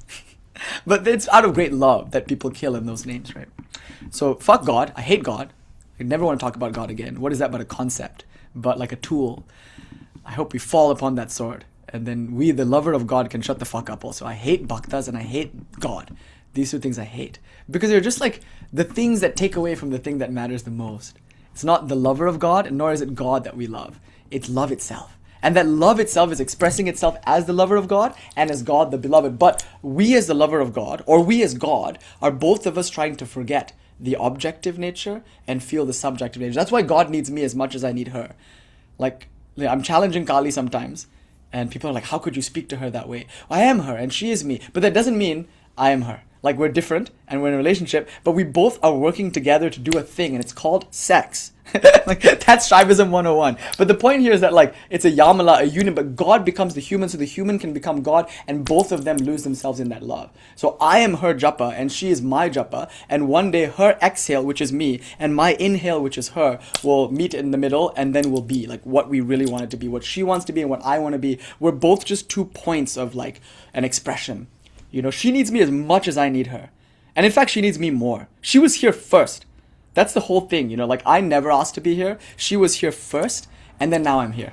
And so she needed me way more than I needed her. That's why Ramakrishna would say, if you take 1 step towards God, God takes 10 steps towards you. It's like when you have a crush on somebody, and you think that they don't have a crush on you, and then you realize at the end, like, so you know the spider, you're afraid of the spider, but the spider's way more afraid of you, and you're like, oh, that's kind of a cute thought. Imagine if you had a crush on somebody, and you thought like they didn't have a crush on you, and then you realize, actually, no, they're like way more into you than you are into them. How would that make you feel? It's kind of interesting. It's like, wait, I thought I was crushing on you. That's how it is with God. We think we love God, but we don't know anything about love. Like Ramakrishna would say, like humans, we do 1 wrong thing and like 10,000 good things, and a human will only think about the wrong thing that you did and never think about the 10,000 good things that you did. But God will forget all 10,000 things and only think about the one thing. That's the difference between God's love and humans' love. And Swamiji would point this out as a strength of mind kind of thing, a strength of character. A person of character only thinks of positive and uplifting things. Not because they're being gullible, but because you're being intensely practical. You do not become strong marinating your mind in thoughts of weakness. Dwelling upon the past or dwelling on your insufficiencies is no way to address them. You might call it like reflection, responsibility, but it only makes more of the same. It's that energy that propagates that same energy, not any kind of strategy that you can devise as a result of stewing in that energy. So a practical, reasonable, and spiritually charged mind will never dwell on negativities, either in themselves or in others. They will never look at someone and say, this is wrong and that is wrong, because they're not looking at themselves and saying this is wrong or that is wrong. Instead, they're appreciating what there is to appreciate in another, they'll appreciate. What there is to appreciate in God, there is to appreciate. Yeah, we just never stew. You know, it's, what is it? It's stewing is stupid. That's the claim. It's like, just don't do it. Just don't stew. Because we think it's supposed to help, but it doesn't. The great delusion of our time is that we think that marinating the mind in thoughts of weakness will make us strong. We think that by thinking about things, by reflecting on things, by feeling bad about things, somehow some solution will come up, or we'll punish ourselves enough to not do it in the future. But often, in the process of punishing ourselves, we become even more susceptible to those things that we didn't want to do. Like, say we did something in a moment of weakness, and if you think about that and you think about how weak you are, you're way more likely to do that thing again, because it came from a moment of weakness. Instead, think of all that's good and strong and pure in you, and see that only in others. And then, notice the whole picture changes. You're no longer in that place anymore that you would do a thing that you would later regret. So the best way to not do things that you regret is just to stop regretting the things that you did. It's very simple, very direct, and very practical advice, but of course very difficult to follow, because it requires not just a switch of framework, it requires sadhana. This is important. If you do a lot of sadhana, your mind will be charged in a way such that you will not be able to see the faults in others, and even if you see them, you won't problematize them. You know? That's a very powerful suggestion. It's not like, it's not like this kind of like, okay, now just stop seeing the faults in others. Of course there's an emotional charge. It's like, no, do sadhana. And notice, even that's positive, because if I say, stop finding faults in others, that's negative. It's like me saying, don't do something. We never say such a thing. We say, okay, whatever, do whatever you're going to do. But also, here's the mantra, here's the puja, just do those things, and they're fun to do. So just do what's fun and meaningful and inspiring, and literally don't think about anything else. Like, what beautiful advice is that Swamiji and Ramakrishna is giving. Anyway, coming back to this though, it's so beautiful. It's like, Ramakrishna is making this very subtle point about Ichcha-shakti, I think. That it's like, actually, who cares what the deity is? Never mind about the deity. It's not Krishna, it's not Kali. So the Brahmo Samaj people cannot accept the puja, nor can they accept the object of worship, mainly Kali, Krishna, murtis, like statues, like superstitions around thinking God is a statue. That's all very problematic for the Brahmo Samaj people, which you'll recall required them to sign a contract in which they explicitly are forbidden to worship God in the murti. Okay, so they don't like that kind of thing. And Sri Ramakrishna is still talking to them because he still likes them. He still likes them, even though they don't like what he likes. And you know, because it's almost as if that's secondary. What they like is secondary. That they like it is enough for him. So he's there with them and he's talking to them, and he's inspired to say to them, can't you at least accept their love? And later Swamiji will develop that into a whole theology in the philosophy of Ishvara, Prema Swarupa. So as far as I know, it's a unique definition. Never before in any scripture have I heard that God is love itself. And Margareta Poretta, like, of course, mystics speak in this way, but I mean in terms of definitions on God, scripture on God, it's usually about God. Like, God as a noun is love. But this is not even about God. That's what's crazy about it. It's about love. Like, imagine a religion where God is secondary, where the prophet is secondary, where the book is secondary. And what there's essentially there is there also between the mother cat and the kitten, which we always knew. Like, we always knew when we were watching a rom-com that we were in the presence of God. But then we started wearing holy clothes and then we forgot that. You know, like, so anyway, having said all of this, this is Ichcha-shakti. The claim now is being made from an Ichcha-shakti point of view. It's not about what you do, like what japa you do, what mantra you do, or what ritual you do, or when you do these things, or in what order you do these things. Maybe it's not even about what you know, or how we will justify these things to ourselves, or how we will deal with intellectual challenges to our view, like what will we do about fundamentalist religions, or flying spaghetti this, or rolling macaroni that, or like, you know, it's not really about that even. It's just like, what do you feel in your heart, and do you sincerely love God? And however you like to think of that God is fine, as long as that sincerity is there. And whichever form of God you think of, and whatever you do that increases that love and sincerity, do that, even if it's something everyone else thinks is terrible. That's the claim. That's the crazy claim. Now, Sri Ramakrishna has actually asked this about, like, going the wrong way, like the idea that there are wrong religions. Now, Sri Ramakrishna, this is where I think he delivers like a master stroke when it comes to Icha Shakti. And that's why this might be one of the subtlest and most freeing and most liberating teachings I've ever come across in Sri Ramakrishna. And it's something that every single day I see demonstrated in those who worship Sri Ramakrishna.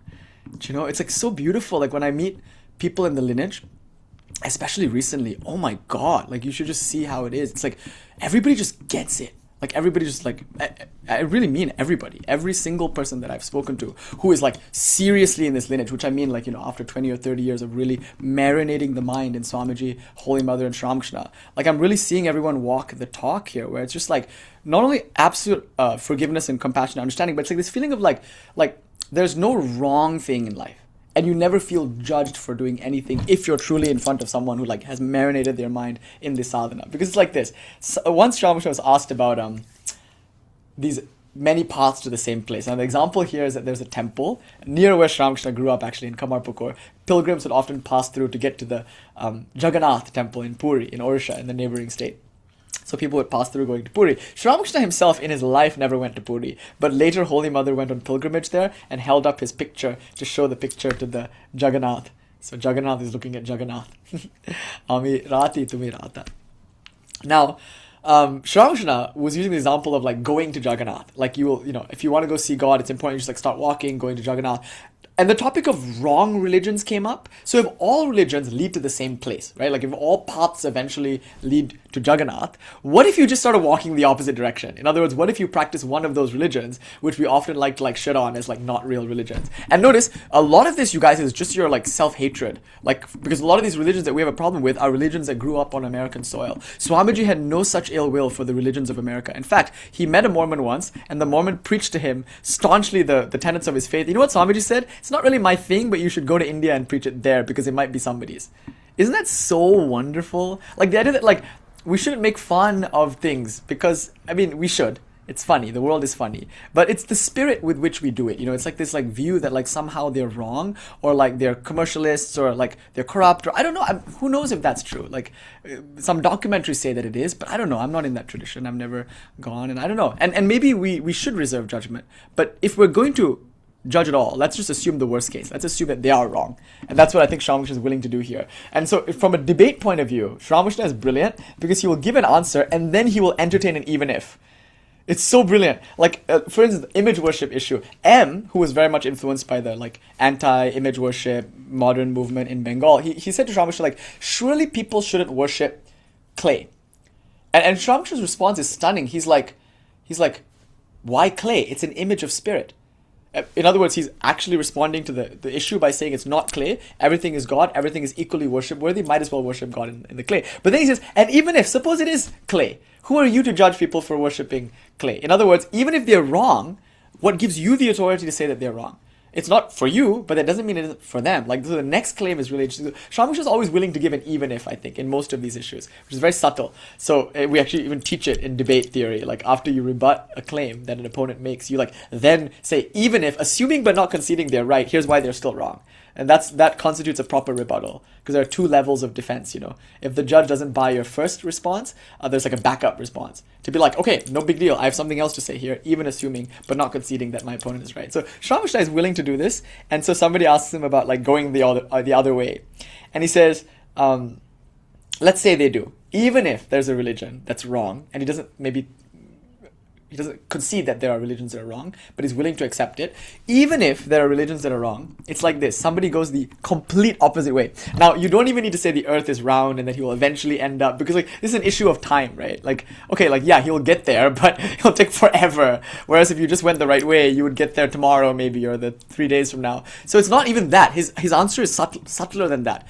There is a delay, but it's not like such a crazy delay as to make it almost like painful. It's like, no, what happens is if you go the wrong way, because you really want to get to Jagannath, and depending on how much you want to get to Jagannath, you will sooner or later like ask around. It's kind of cute. Like, in other words, you will be very proactive about your faith because it's more than just a faith to you. It's like something that you're trying to viably make work for you. So if you're doing something and it's like not working, you like start to ask around as to why it's not working. In other words, if you're going to Jagannath, but it's tomorrow and you're still walking, you might be like, wait. And then you ask someone and they're like, you're supposed to go that way. And then you'll go that way. In other words, you didn't lose anything from going the way that you thought you should go. Is that beautiful? Like, you at least started the journey, but because you sincerely started the journey, God herself appeared. And this is Ramakrishna's theology coming through with the idea of like people are God. And so God herself appears as that person to put you back on the right path, as it were. But again, it's God who is doing this, not the person. So you can always trust that even if you're going the wrong way, it's still the right way relative to you.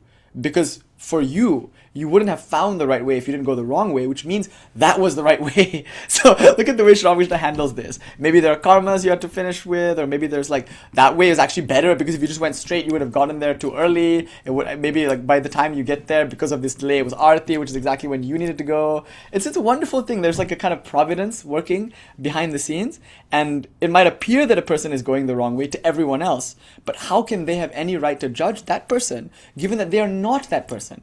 Like, what do they know about that person's spiritual or religious need? But there is somebody who does know, and that arguably is God. And so if there's God, then there are no accidents, there are no mistakes. And this brings us, of course, to a very complex and very beautiful discussion regarding free will. As you know, I'm a determinist through and through in the absolute sense. So I like reject that there's anything called free will, which is, of course, terrifying, because then what will we make of responsibility? Nothing. Everything stays the same. You can still go to jail, you can still be called out, you can still answer for your actions. All of that will happen, but it's all just happening as the Leela of the Divine Mother Kali. Like, she plays all the roles. So there's nobody here but Kali. And in that sense, we're absolute free will people, because like we're absolute determinists with regard to the jiva. I can of my own self do nothing, but we're absolute free will people with regards to the deity. She freely does everything. So free, in fact, that she doesn't even have a reason for what she does. So in that way, our view is also very Shakta, in that we're neither determinists, we're not determinists, nor are we free will people, nor are we even compatibilists. Our view is that free will, yes, determinism, yes. You're both right. And so coming back to this, it's like, if there's no free will, then it was God's will that that person should go the wrong way. Because for God, it was the right way.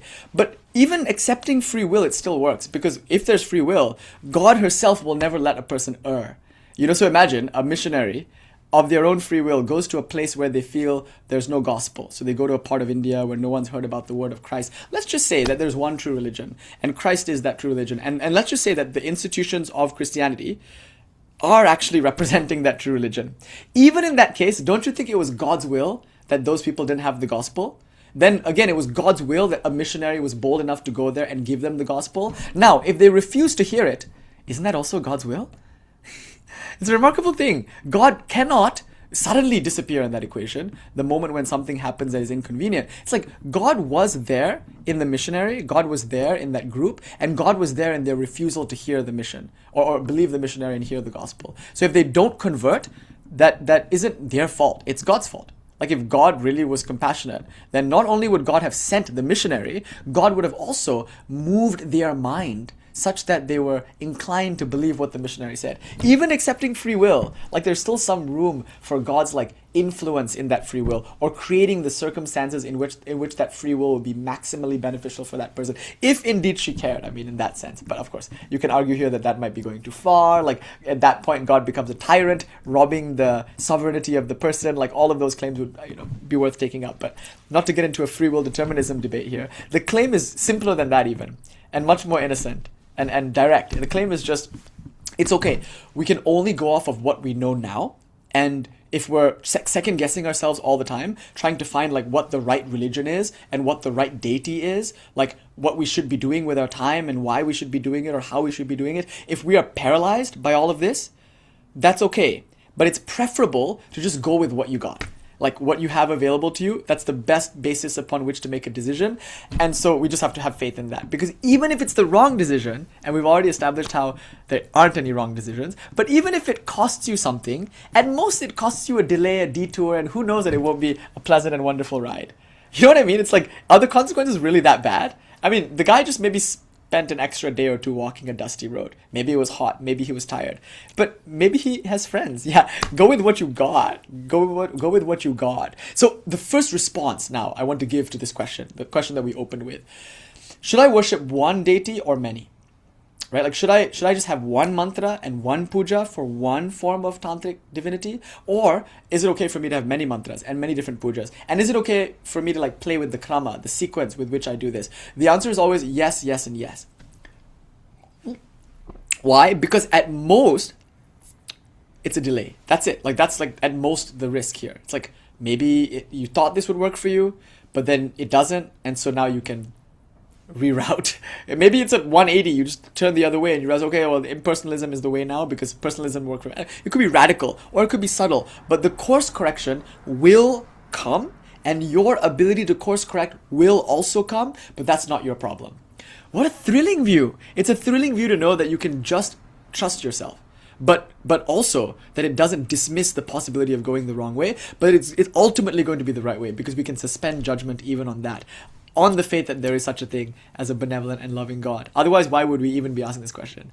Arguably, like, there's some already working faith here that there's God, I'm going to worship her. Now my question is how and why? And more importantly, what? Many mantras or one mantra? Many pujas or one puja? What's the krama? These are all questions that presume already some working faith. And if that's the case, then like let that deity decide what it's going to look like. Have actual faith and surrender to that deity and say, okay, right now I feel like worshipping 10 different forms.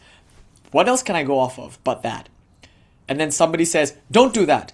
Okay, but I still want to do that. Now what?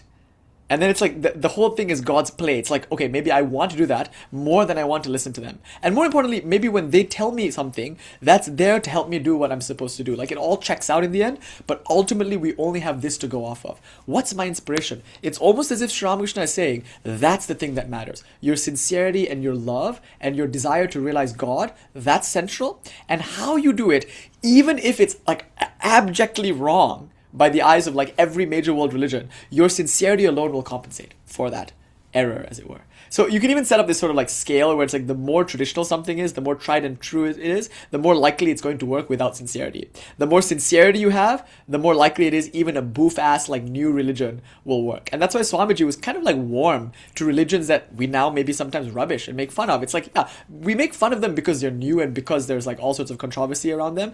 And maybe we're right to do so. But the Ramakrishna, the lineage, the spirit of this tradition is not to do so. It's like reserve judgment. Like who knows actually, and who knows what they need. And that's why it was so beautiful actually. A long time ago, I remember my parents had met they were talking to somebody, and a very senior monk in the Ramakrishna mission. They were talking to that Swami, and they were saying something about Swami Nityananda, you know, like trying to make like some kind of claim that like it was problematic or something. I mean, being Tamil, being Shaivas, like sometimes there's like a apologetics around certain Tamil Shaiva teachers that have attracted a lot of controversy. So they were trying to make some point about that, and then my teacher immediately shut them down and was like, no, I mean, not to be naive, like we can have problems with things, but it might work for somebody.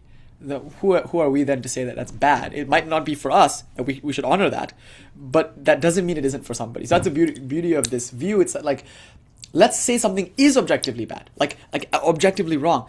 If that is done sincerely, it will also work because God.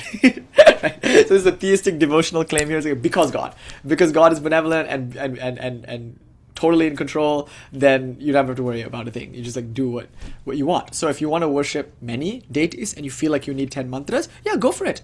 The Ramakrishna view, the lineage will totally support that. Or if you feel like, no, actually doing that is just scattering my attention, I'm not feeling that sincere love for God, that attraction for God, I don't get the joy out of my practices that I previously got when I just got started, maybe go back to one thing. And maybe you have both of those things in your arsenal to choose from when you want at different stages of your spiritual life. So now you're a Shakta. If by Shaktism you mean dynamism, and if by dynamism you mean desire, and if by desire you mean honesty and authenticity, then what could it look like but this? Responding moment by moment to your own like religious like inspiration. And trusting that sooner or later, all those various vectors that seem to be going in different directions, somehow there'll be a resultant vector. You know, speaking in like physics terms here, like there's a resultant force. And there's so many vectors, by the way, that might not even right now look like it's possible because it might be going in all these different directions. But still, like the trust and the faith that there is actually one vector that emerges even unbeknownst to me, like that's what allows us to maybe even go the wrong way, like walk the other way. And then somebody, if we're sincere enough, will guide us back to Jagannath. And I think we can even go one step further by saying, like, say nobody does that. You're just on your own, on the road, forever. And I want to be inclusive to flat earthers too, because frankly, I don't know. I've never gone up there. I'm not a scientist. I didn't look in any eyes. So I don't know. But just like, why not? Let's just like include, like, okay, like they might not like this view, but I'm somewhat inclined to believe that the earth is round or spherical. I'm like inclined to that view. Maybe I should like look at why, but I think the earth is round for now. I don't know. But given that, like the physics that I've learned around that, means that I expect to end up in the same place that I start out from if I go far enough, assuming that I don't, have 1 degree deviations or whatever. Like if I just stick to my course and I just keep going, eventually I will Campbellian hero's journey my way back. Only I would have had a wonderful journey to show for it. And I think even the flat earthers account for this, right? Like, I don't know anything about that view except for the documentary that rubbishes it. But like, I think they have something like a Pac-Man theory or something like that, right? Like where they have to explain this phenomenon of how if you keep going one way, like if you keep going east, you end up west. Like what the fuck? Like what's that about? Won't you just go off the face of the earth if the earth is flat? And there's like something like Pac-Man theory or something like that, where when you get to the end, you like respawn. So that there's some kind of explanatory force there. It's like, no, it happens, but we explain the phenomenon in a different way. It's not your round world physics. It's just another thing that we're going to posit, another entity. And then by, I don't know, Occam's razor, you can say that's one entity more than we have. It's a whole wonderful debate that you could have. But like, yeah, yeah, exactly. So then, if you can go around the world, that implies that even if, let's take the most extreme even if here, even if God doesn't give a fuck about you and like doesn't appear in the form of somebody to help you, even if you're like the most deluded person in the world, it still will work if you keep going. Because if you don't, then you'll just dawdle and you won't know what to do and then you'll never get there maybe. But if you just go, even if you're going the wrong way and you boldly go that wrong way, it might be a fucking shit show of a ride. Like you might be stranded in the middle of the ocean singing Amazing Grace because your journey might take you to like the desert and the ocean and it might be horrific, but you'll get there. But the only thing you can do is just to keep walking. However horrific it might be, you just have to keep, like what else? What else can we do? So the claim is that the tradition is complicated when it comes to issues of like Ishta-nishta or pluralism in its sense of like worshipping different deities and all that. It seems like we lean towards the pluralism thing. There was a time in India where if you were a bhakti yogi, you just did bhakti practices, you wouldn't like read Ashtavakra Gita or anything. That was forbidden to you. Like it was arguably the...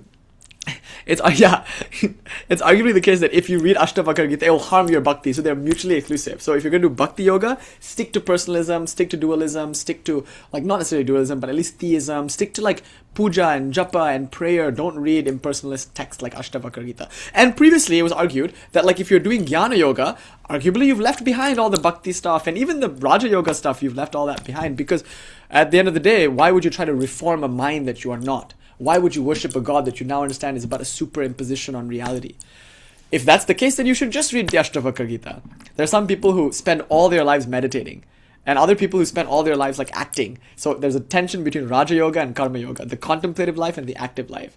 By the way, you see in Raja Maharaj, there's the contemplative life. Haven't you noticed? His life was not one of action. It was one of intense contemplation, meditation. He spent almost all of his time doing spiritual practice and meditating. And often the way that he did work was also in a contemplative way. I am very inclined towards this. Like I'm so inspired by it. Probably because it's a little bit opposite from my resting view. So like I'm really inspired by Swami Brahmananda's approach because he wouldn't say much. He would just show up, close his eyes, enter into meditation, and the problem will be solved. And if you want to call it escapism, then take that up with the results. Like you can criticize him all you want, but the results were the results. Like he went to a place in Varanasi, there's an ashram, Seva Ashrama. He just sat, he meditated, they sang songs, and then all the issues were resolved. He didn't have to call one person and talk to them about anything. He like literally didn't have to do anything, right? Like that, and that's the view that. Yeah, exactly. So it's so interesting though. Like what is that grace? Arguably, Swami Brahmananda seemed to be able to like awaken that grace just by being in a place. He would sit there, close his eyes, meditate, and mysteriously things would fix itself around him. Isn't that active? There's some activity there, but outwardly it looks contemplative. Outwardly it looks like he's just literally sitting around. And I kid you not, he literally sat around. Like he would just like fish. Like he would sit by the pukur, the pond and just fish all day. Like he would fish and then he would also he would play cards. He loved to play cards, and people were really disturbed by this. He was the president of the Ramakrishna Mutt and Mission. He was Ramakrishna's spiritual son, Manasaputra, like spiritual successor in a sense.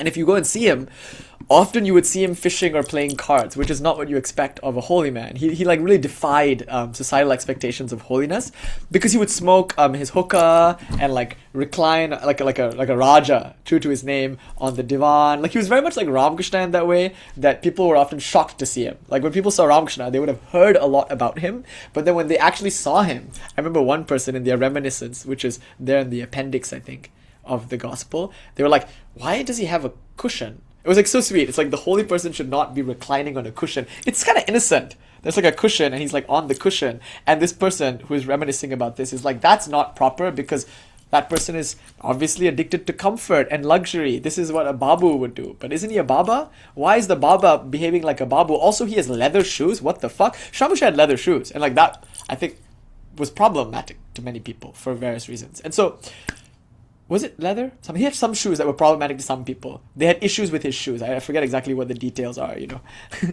I often think of his feet without the shoes, so I don't have much expertise in this topic. We'll call up Quentin, maybe. Anyway, so this is so important.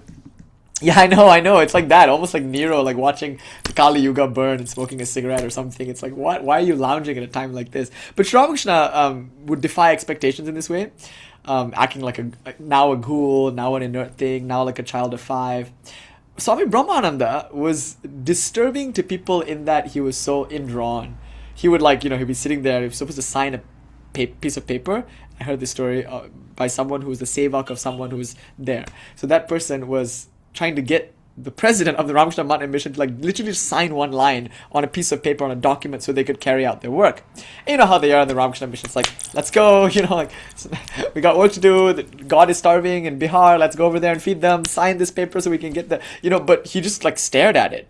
He just like couldn't bring himself to sign the thing. And this goes on for long enough that the person who's of course in India, very careful not to like do this. They're very respectful of their elders, what to say of the president of the Mountain Mission. So this boy was like, shyly, he was like, Maharaj, like, what's wrong or something? And Swami Brahmananda apparently looked up and he's like, I don't remember my name. He was like, well, I don't know what to do. Like, he was just like, actually, like, just like not, he couldn't compute.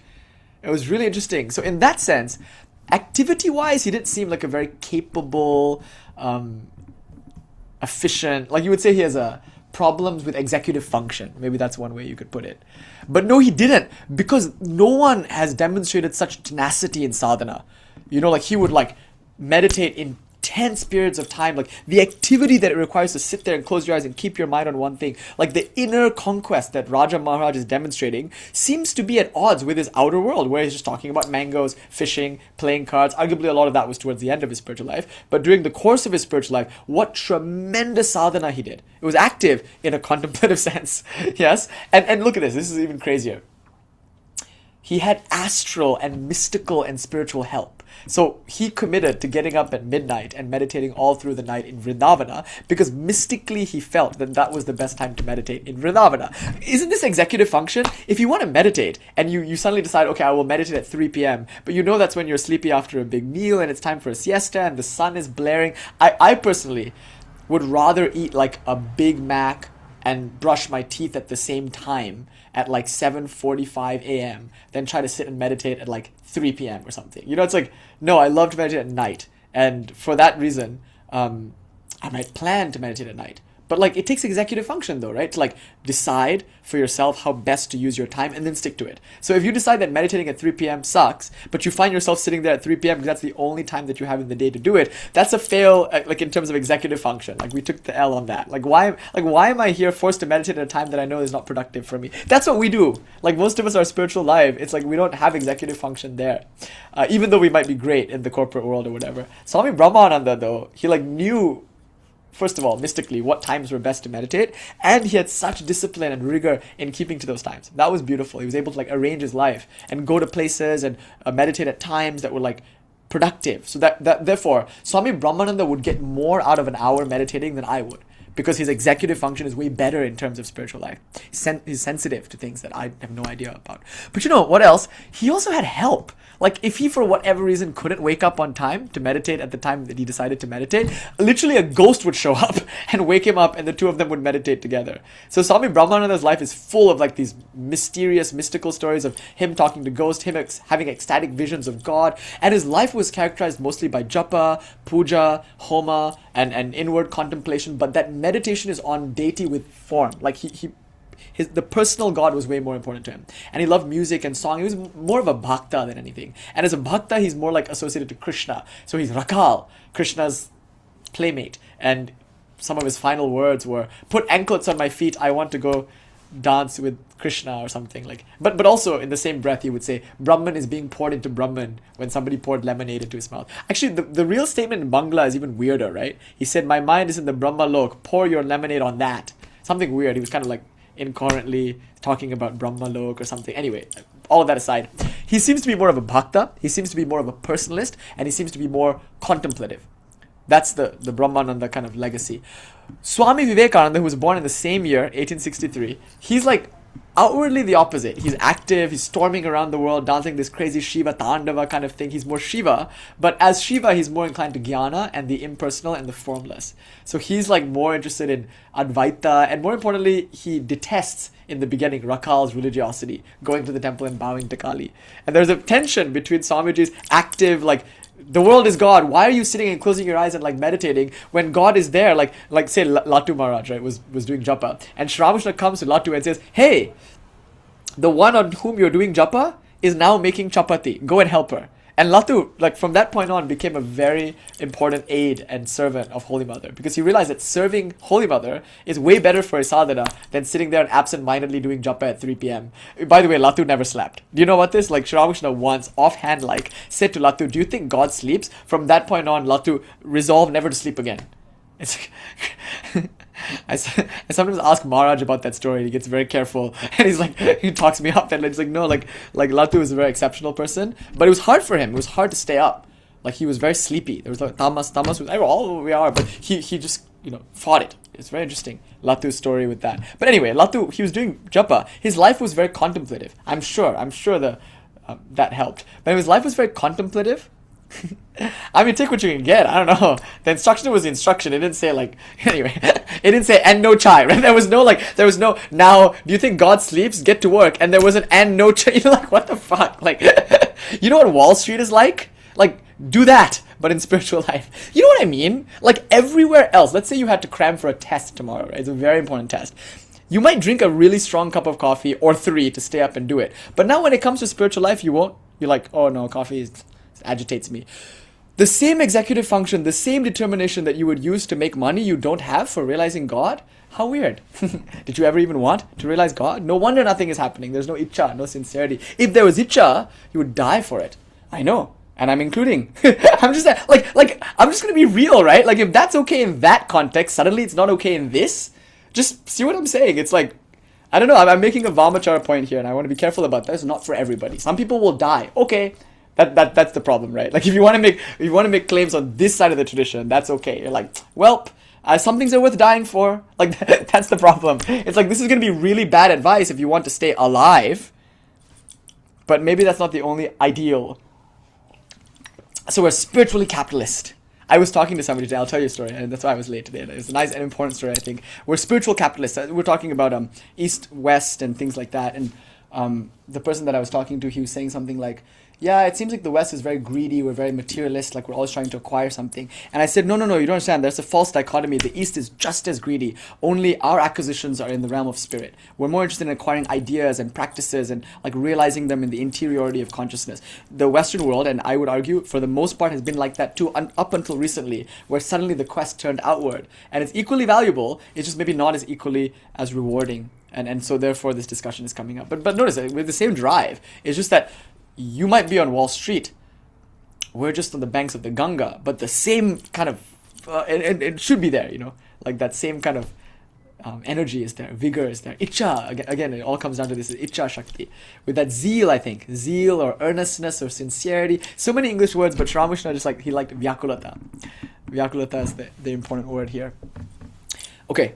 I need something better to say, so let me just try to move on more quickly. Something more inspiring I want to talk about than even this, and this is maybe the most inspiring thing. I think this is the central teaching in the lineage about sincerity and about earnestness and about like zeal and like just yearning. Like this is the heart, the beating heart of everything that Ramakrishna seems to not only say but represent. It's enthusiasm above all, I think, that we get from Ramakrishna, and it's an infectious enthusiasm. That's the thing. But there's something even better. Anyway, coming back to this, it's not better. It's just the other side of it, which I'm really inspired to talk about. But coming back to this, just think of Vivekananda. Yeah, it's like, you never come out to the club. Well, I never see you in the Shiva Mandir Monday Rudra Abhishekam. Like, who you know? Anyway, so if you're thinking of Vivekananda, you're seeing this like crazy Shiva dancing the Prachanda Tandava, and he's doing all this, like, yeah, the only bank I owe credit to. Like, there's one sadhu said this to me, it was so beautiful. Somebody asked the question, why should I count my japa? And that sadhu with the voice of thunder said, what's in your bank account? How much money is in your bank account? To that person's credit, they were honest, because if that person knew what was going to happen next, they might have tried to troll their way out of this, but they were like, oh yeah, I get it. This is how much is in my bank account. And the sadhu will say, so you know how much money you have exactly, but you don't care to know how much japa you've done? Like, japa is not as valuable to you as some baubles in your bank? Like, if you care about something, you count it. Some people, they have like things that they love, and they just like count it every day. Counting it is like counting on it. It's like appreciate. No, like, we don't do that with japa. We just don't care. You know, it's interesting. The sadhu's point was very interesting. It was like, we know our bank balance, we don't know our spiritual bank balance. Like, we don't care to count that. And if that's true, then we might as well not care about the other thing also. If we're already at that state where we don't have to count, then don't even count your money. But if you still are counting your money, then you should probably count your japa. So it's a brilliant point. Anyway, coming back to this, that actually there's nothing that you need to do differently from what you're doing now. It's just like we're redirecting it. That's the point. So it's like everything apocalyptic and dangerous and difficult about life, it doesn't actually have to go away if it's true for you. That's what we've learned in this side of the spectrum. It's like it can remain and it can increase. Unfortunately, that's what I've learned. Whatever tendencies in me that are apocalyptic and chaotic and ruinous and dangerous, not only I can keep them, but I can increase them. And it's helpful, because if I give it this Godward turn, that's, of course, the whole key is there. That's where the delusion can creep in. But like that actually helps. And so all of our darknesses and our vices, we just make friends with them, claim them, use them. There's an approach like that. But we don't need to get into that now. More importantly now is this Ichcha-shakti, this sincerity. If you look at Swamiji, you see the same Ichcha-shakti, but the form seems to be different, where the jnana aspect and the kriya aspect is emphasized in the outside world. It's easy to write a book on Swami Vivekananda. It's effortless, because he's done so much in such a short time. Intense activity, and his philosophy is so obvious, because it's like something he talks about like all the time. Like, he's just like telling everyone everything. He's giving so much advice and teaching, and it seems to be about impersonalism most of the time. But Brahmananda, Swami Prabhavanandaji writes in the Eternal Companion, which was assigned reading. Kidding. He said something like, it's how will you write this book? You can't judge Swami Brahmananda's life really by external markers, because it was all internal. Who can say anything about his state? But you could feel it. There were external things, and the reminiscences point to the fact that it was just as active as Swamiji, but in a very different way. And Swamiji, this is where it gets interesting, is just as contemplative. Because notice, Swamiji's actions in the world are his non-dual contemplation. Like, he's actually meditating when he's giving a lecture, because that's his contemplative life. Whereas Swami Brahmananda is actively doing something when he's doing japa and keeping his mind focused on, insert blank here, devata. Like, I don't know what his Ishta is, and I have a few guesses, and I thought that would be a nice discussion. But anyway, it's in the background. The background kind of thought process for a lot of what we're saying now is this conjecturing around Swami Brahmananda's Ishta. And a more important question, does it even fucking matter? Because my answer now is no, absolutely not. It doesn't matter where we walk, as long as we walk with gusto, with zeal, with sincerity. If we want God, that is the only thing that matters.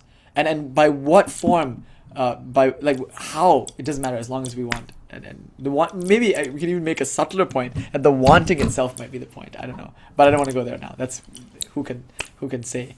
But more importantly now, we recognize that activity can look like contemplation, and contemplation can look like activity. Swami Brahmananda and Swami Vivekananda are both of them equally aspects of Sri Ramakrishna's personality, and two ways of looking at one. So they're phases in Sri Ramakrishna.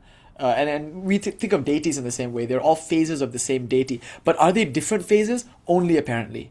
Swamiji is as contemplative as Brahmananda. Brahmananda is as active as Swamiji. And Shri Krishna is as crazy as Kali. And Kali is as sweet as Shri Krishna. It's just like, really, it's like that changes only based on the point of view, but that's not actually the case. Bhava and Tattva might be different. And if that's the case, Bhava is all that matters. Like that's the only thing that we have access to and the only thing we can act from. So we might as well, with zeal and gusto, act from it.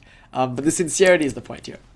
Okay, having said all of this, there's one more aspect to this that I just wanted to touch on before we close and open for some Q&A. And it has to do with renunciation, because there's no love, there's no deep yearning for God, as Sri Ramakrishna teaches us, without a corresponding intensity of renunciation. So to intensely love God is to intensely renounce all that is not God. And there's a deep conversation to be had about this, because it's as complex as the first thing. When we talk about all the complexities here, do you have to renounce renouncing? Like, do you have to renounce the spiritual ego of having renounced? Or is that also a way to like not renounce? Like, there are all these things that we can talk about. But I just want to focus maybe on an anecdote that I thought would be cute. I wanted to say I'm sorry I'm late today and often, but today was a sweet anecdote. I was very happy because I was on the phone trying to make a case for Providence. So I was asking the question with the person that I was talking to. Does it matter whether God is externally out there helping you, or it's some kind of inner strength that is innate to the human spirit? Because it does seem that in moments when you're really like shit out of luck and in trouble and in need of help, that help comes, but often not in a way that you could have expected. Sometimes the right solution just comes from you, or the right person comes with the right opportunity, but something happens and here you are. Like essentially we're having this conversation. Somehow we survived, and not only did we survive, our ancestors survived for like infinite generations, it seems like, beginningless. I don't know when my lineage started, but here we are now. Uncannily, huh? I mean, maybe there's more here to our heaven and earth than is spoken of in our philosophy books. So what fear? Where is there cause for fear when so many times in our life we have been shown this? And I decided to call it Providence. I was like, let's just talk about it in terms of Providence. Like, we need something and it's provided. Where does it come from? Who the fuck cares? Like, this is the point I'm trying to make. I'm trying to say, like, don't worry about God, don't worry about the self. Whether it's God or whether it's the self, and we argue Brahman is Atman, it's the same thing. This is the fact that you should take away from our discussion, that there is providence. Let's just call it Providence. And hasn't it shown up for us every single moment we needed it? Even when it felt like it was the darkest moment of our lives. May it be a light for you when all other lights go out. And never has that light failed to shine when we need it the most. And sometimes you only recognize that in hindsight, but still it's there. We can't deny that we're here having this conversation. How wonderful. So I was talking on the phone like about this Providence, and it was so cute because these days I walk down from the hill in the place where I work, and I was walking, and it's kind of a difficult and weird walk because it's like down the mountain and the roads are like such that to walk on the side of the road, you're basically walking on the road and the cars go really fast. And so it's kind of finicky, you know. It's very interesting. Sometimes the car will come and like hide in the bushes for the car to go past. And before the next car comes, you're like a soldier trying to get into the next trench, go to the other things. I'm like making my way down this thing. And it just so happened that today I was coming right from Homa, you know, and I had this like, I got into a crazy kind of mood where I was just like I mean, I shouldn't say I got into crazy. I am in one, but I was just like in this. Anyway, I don't get into it. But I had stuff with me, my tridents, my asan, and it's like this heavy thing, and I'm just I'm trying to make this work going down the road. And I walk, and I'm on the phone, like saying this thing about Providence, and I'm getting to this place. And suddenly, someone waves at me while I'm on the phone, and it was the most beautiful thing. Before, almost like it felt like India. It felt like Kashi. I really felt like I was back home in that sense because they immediately like said hello. They brought me into their workshop. They started explaining all the things that they're doing. The wife, she's Japanese, and she was talking about how she loves Japanese leather-bound journals where you can like replace the journal but keep the leather. And she like makes them, and they were walking me through like the way their business emerged. They were traveling, and then they discovered the journal, and then the husband quit his academic job in Germany and like they moved here to Pasadena, and then like they're doing this business now where they like make these journals, and they used to import the leather, but now they're making their own leather. And we're just like walking around the studio, the garage. It was an open garage, so they saw me and I saw them, and then I'm in the garage. Then they take me into the house to have some tea. But then I get this incredible lesson in landscaping for like 25 minutes or so. The husband is like walking me through his project. And they're like creative hipster types in the canyon, right? So the husband is like, this all was landscaped. And I didn't know anything about this, but allegedly in some landscaping jobs, they put this like sheet of plastic that prevents anything from growing from the soil. And on top of that, they put gravel. And on top of that, they put stones. And then this man I was talking to, he said, isn't that a control freak thing to do? And he was taking issue with it in this kind of cool way. And he's like, and here's what we did. And so he ripped all this shit out. Like he like ripped the rocks out, right? It's so liberating. And he ripped out all the plastic sheet, the cover. And it was like this horrific mess. And he was so excited about it. And I'm like, what a wonderful metaphor for the subconscious mind. I mean, how much is repressed down there? And we put all these things to like forget that it's down there, and it's there, and it all died. He said, look, all the soil is dead, and he pointed the dead soil out to me. He's like, oh, dead soil looks like this. And now his whole work is to bring life back to the soil that was suffocating under all that repressive kind of landscaping. So he's ripped it all out, it's all a mess, and then he's saying, okay, the way to bring the soil back to life is to feed a bunch of dead matter to it. And then he points to a big heap of leaves and he's like, thankfully, there's a lot of dead matter. And then I look at him, I'm like, isn't it always the case that there's war? Isn't it always the case that there's lots of dead matter? That's the beauty of the conversation that we're having now. He'll make a claim about the garden and I'll talk about the metaphor. And we're just kind of going in and out of this like metaphor seriously applied to the garden. And everything is just like fitting beautifully. It was like spiritual psychosis. It was awesome. Like 25, 30 minutes on like just riffing about like Kali sadhana. So he points to the dead matter and then we're like, yeah, it's wonderful that people die all the time. Like it's wonderful that we die. And that we die to the self that we were 10 minutes ago all the time. Thank God for dead matter. And we can't even use that dead matter if we haven't pulled back all the pretense. That is really nothing but a kind of like control freak tendency to hide what's real under all this like pretense, And pulling it back is a mess. The whole thing is a mess. And then only you can feed the dead matter. Then it gets better. Then he's like, and now we need the worms. And he's like, the worms will come and they will just like bore holes into the earth. It's just the earth is too tight. So even if it's alive, it's just too tight for the roots to dig in. So the worms have to come and like go to town on it and like aerate it and make holes. And once it's like nice and wormy, then the roots can grow and then the trees will grow. And then he was comparing, he's like, and now when you know it's ready, it looks like this. And he shows me like the blackest possible soil, as you know. Bhairavi Nicola knows all of these things. I'm a city boy, I'm sorry. I grew up in cities and at the time, but I haven't really planted anything. Really, I mean, like I've watered, but it's a whole thing. And he's just getting started. So he's just now learning all these things for himself, He has his business selling leather-bound journals and he used to be an academic professor. He used to teach, and so now he's just planting this garden. But it's like this whole sadhana for him, and he's so nonchalant about it. He's ripping out this thing, and he said, and the whole thing is about an 8-year cycle. And I'm like, damn, are you telling me that this whole thing is a Saturn cycle, and that you've gotten to the end of one, you're about to start the second, and like what it looks like is this? Like it was crazy. It was just like everything was just so good and so perfect and so meaningful and personally deeply meaningful to me. It was just great. Like, I was like weeping and just like I was like, wow, like what are you going to say next? Because each thing is just hitting right now. And it was right. Like for the next 25 minutes or the whole time we talked in the garden, we're just talking about this gardening, And then we get to the end of all of this. Oh, and it's so beautiful. He's like planting all these different things and the way they're kind of coming up and resurfacing. It's just so beautiful. And then we go into the kitchen and we're having tea or whatever, and his family deeply into the whole Osho world. And I was actually thinking of Virupakshrima and all that. But like his father and mother were like really very much like involved in that community, and he like has fond memories, and he goes to India very often. It was like, so we were talking about spirituality a bit. And then I was taught about a kaleidoscope, but it's not a kaleidoscope, it's a teleidoscope. Instead of K, it's T. And unlike a kaleidoscope, which is always going to show you kind of the same thing, a kaleidoscope is like a clear version that's sensitive to the light that comes in. So it's like different every time because it's like it's responsive to the surroundings.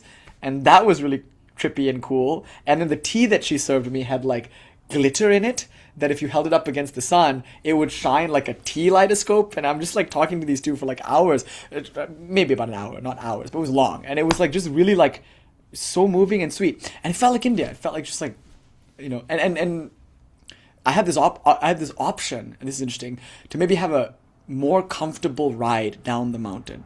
But for whatever reason, this was more interesting to me. So I'm walking down the mountain. I would not have met them if I wasn't walking down the mountain. But then I took the time to go and sit and like have this whole conversation. I learned so much from it. It was so inspiring and so nourishing. And I have lifelong friends always now. And he was joking with me. He was like, well, here's the bus stop then on the canyon. I will take him up one day on this kind of thing. But then I come out and it's dark. Or it's like the sun is setting and I'm fucked. Like if you're in the canyon and the sun goes down and you're walking on this street, I'm like, oh wow, this is going to be interesting. So I continue walking. And now here's the thing. He insists on driving me down. He's like, but it's also dinner time and there's like kids there and they're about to have dinner and so I'm leaving so they can have dinner. And he's like, no, let me at least drive you down the mountain. I said, no, it's dinner time. Don't worry. And plus, you would be robbing me of my next adventure. I'm saying cheekily, right? But no, I could have really fucking used that ride though because the sun is setting. But something prompted me to just turn it down. And it really was like, it was instinctual. I was like instinctually like, aha, you'll rob me of my other adventure. We just had a whole conversation about that and about what the freedom of a sannyasin is and everything. And so I walk out and the road is getting crazier now because the sun is setting and it's like the time when there's so many cars. So then another car pulls over kind of in horror. And like he's not okay with me like doing this. He like gets out of the car and it's the guy, the groundskeeper at the school where I work, but we don't really know each other. We just smile at each other. And he's like, hop in. And I get into the car and he tells me this amazing story that when he was my age, he was just arrived in this country. He was working in a different place and the boss buys this land and starts the school and like brings him with him to this land. But that means he has to get up at 4:30 in the morning, catch a bus to the bottom of the hill and then hitchhike. And the other like Hispanic, mostly Mexican workers who would go up the mountain also, come up to Malibu, would pick him up and he would like hitch his way up and then all that stuff. And I was like, oh my God, you were 28, 29 when you did that 20 years ago. And I feel like I'm doing that now. Like I'm also like 10 years in America and like this is so interesting with the very different lives, very different. So they're somewhat similar. We're relating. He can barely like really speak English and like, I don't know Spanish, but we're like the most beautiful and nourishing thing. And then we're talking about all this stuff, right? He's giving me this ride down. And then he says the craziest thing. Like there's like a red light shining into the car. Here's my spiritual psychosis moment. And this whole time I'm thinking about this conversation that I was having with the person about renunciation, about providence, about like all that. I'll come to the teaching in a bit. This anecdote is secondary, actually. There's something more important to say. But I think it's cute. So then the red light is shining on his face. He looks at me and he's like, and by the way, our conversation is kind of vibes based, because we barely speak each other's language. But it's a perfectly fluent conversation. But then he says something in strangely like clear and direct English sentences. He says, and the jackals are my brothers. And I was like, huh? No, coyotes. He said, coyotes, my brothers. I was like, huh? It just kind of came out of nowhere. It catches you off guard. It was so outside the conversation. He said, when I walk up, it's dark. When I walk down, it's dark. And I can see the coyotes looking at me. And I have a flashlight and they're like, And it's never more than 5. He said, it's 3 or 5. I see them and they're now my brothers. And I was just like with the red light and this it just tripped me the fuck out. It was amazing. Like, can you imagine the coyotes are my brothers? And then we get to the bottom of the mountain. It gets better. We get to the bottom of the mountain. He like saves me with his ride. But like I tell him to drop me off at a place where I can like go on this very convoluted journey to come home. I would have still been on time though.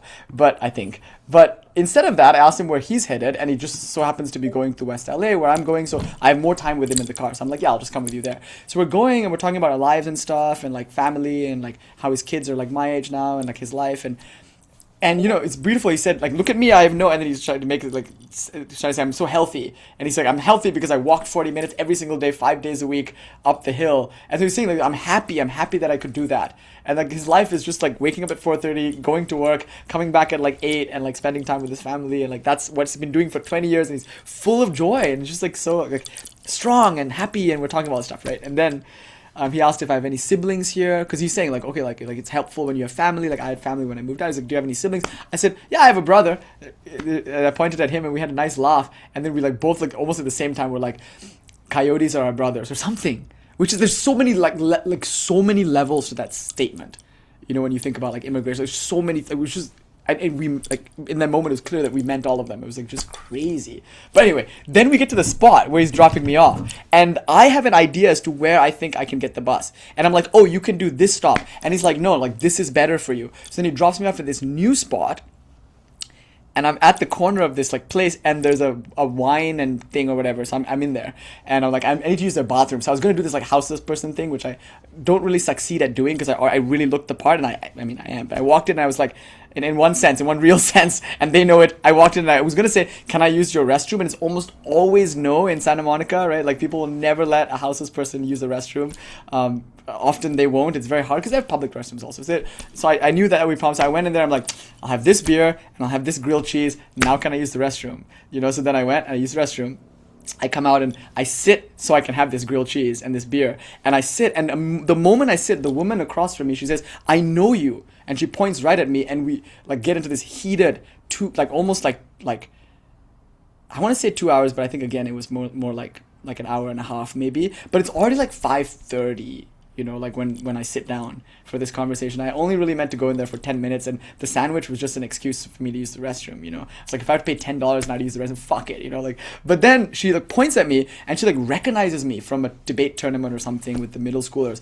And for the next maybe hour and a half, we're having this like intense conversation about so many meaningful things, and it was very important, right? But like I was just thinking about how I was dawdling outside of that wine bar and like not really intending to go in, or how everything is happening and transpiring the way that it needs to for every interaction. It's weird that it's uncanny, like every single person I'm meeting is meaningful to me in a very deep and significant way.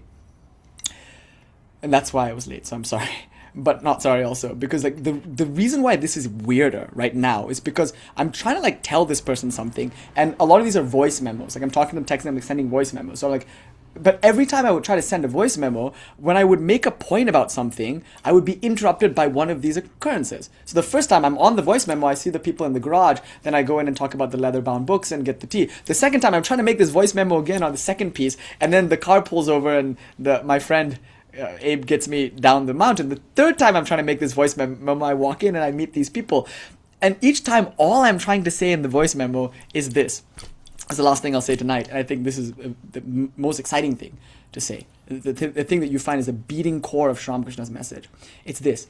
For a long time, we are convinced that if we don't play by the rules, if we don't learn to be polite and make the right facial expressions and the right gestures at the right time, then we will end up cold, alone, hungry, and in the dark, and we will die.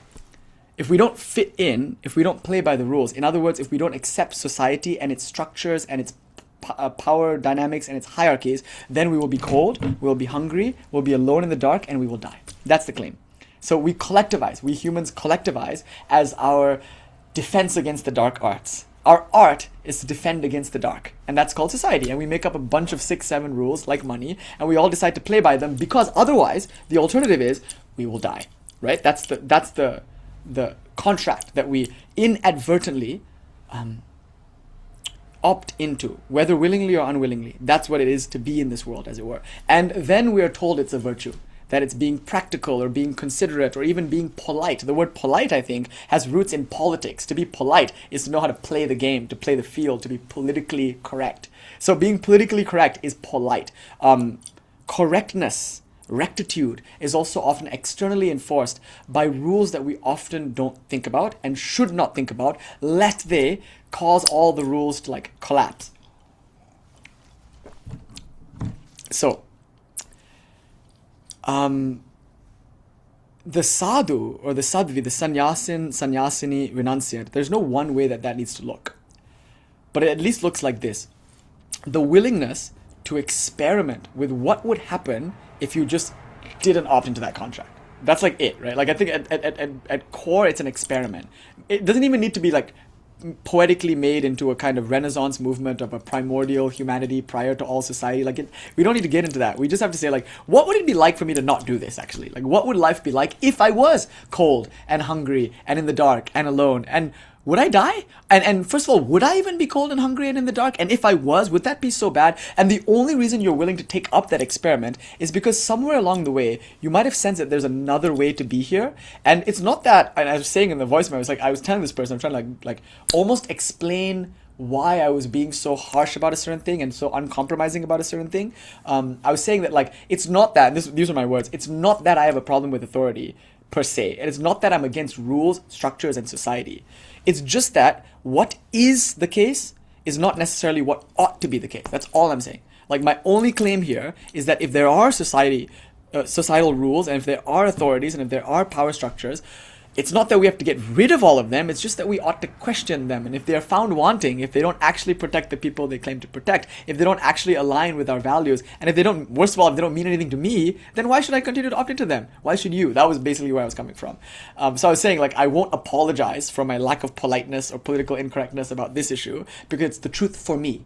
And I'm speaking the truth, but the reason I'm speaking the truth, as I understand it, is because I'm not interested in playing that game that you're playing with societies and rules and power structures. And the reason why is because at heart I'm a sadhu and so are you. That's what I was trying to say to them. It's not about having a house or having a spouse or having a mouse. It's this attitude. The attitude of like, fuck it, what can you do? Crucify me? Yeah, what of it? The sadhu is willing to die for truth, being the case that there's an experiment. So I want to talk about this experiment. Like, let's break down why a person would arrive at this position.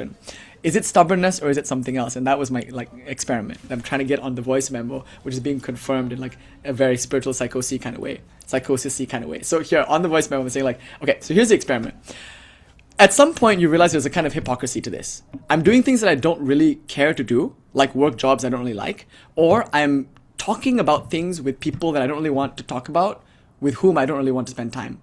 But I do it. Why? Because it's polite, it's politically correct, it's like, it's the way to play that, etc., right? Like, it's practical, otherwise you'll be cold, hungry, alone, and you'll die. I want to acknowledge two things. I'm a man. I can only speak from that experience. I'm sure this might be different. I don't know. I talked to a sannyasini.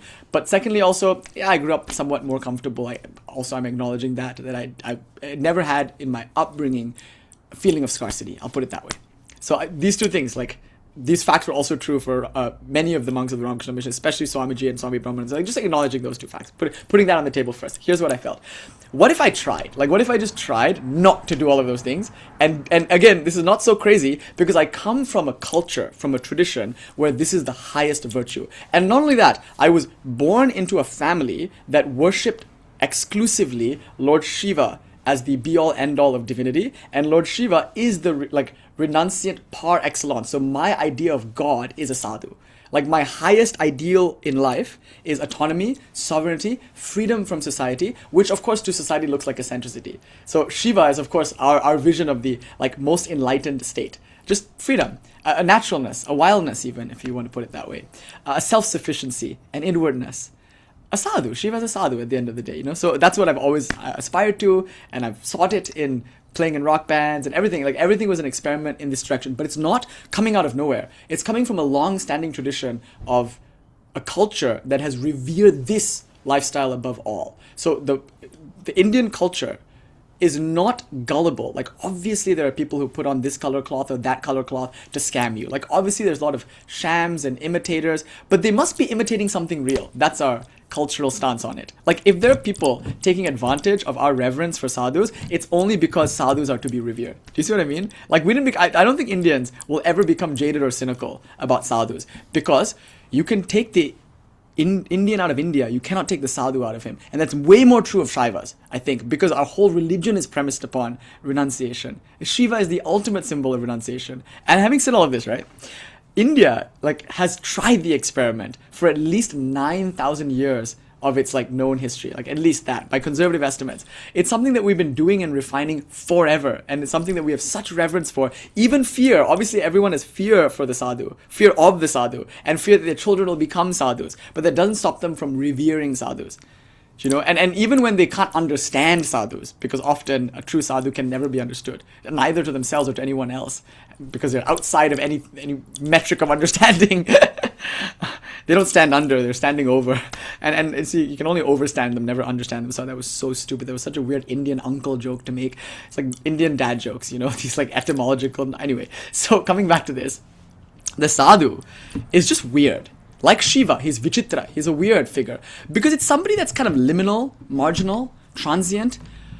And some people, by psychological or economical or social forces, are forced involuntarily into that position. And that sucks, and that should never be the case. Nobody should be cold, hungry, and alone who doesn't want to be. So we're not talking about that. Obviously, because of mental illness, because of caste issues, social issues, etc. Some people are forced into that position. They get put in jail rather than voluntarily entering into a monk cell. That's obviously not what we're talking about.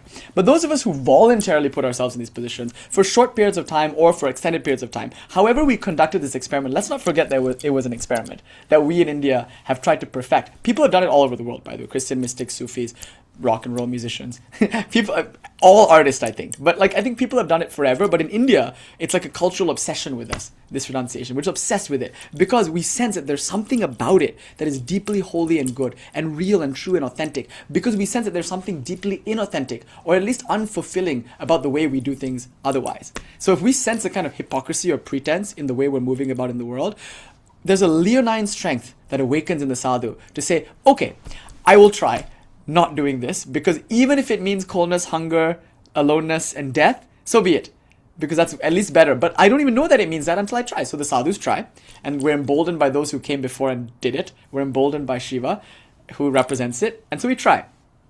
And then we realize, oh fuck, they were right. We are cold, and we are hungry, and we are alone, and it's 2 a.m, and we don't know what will happen now.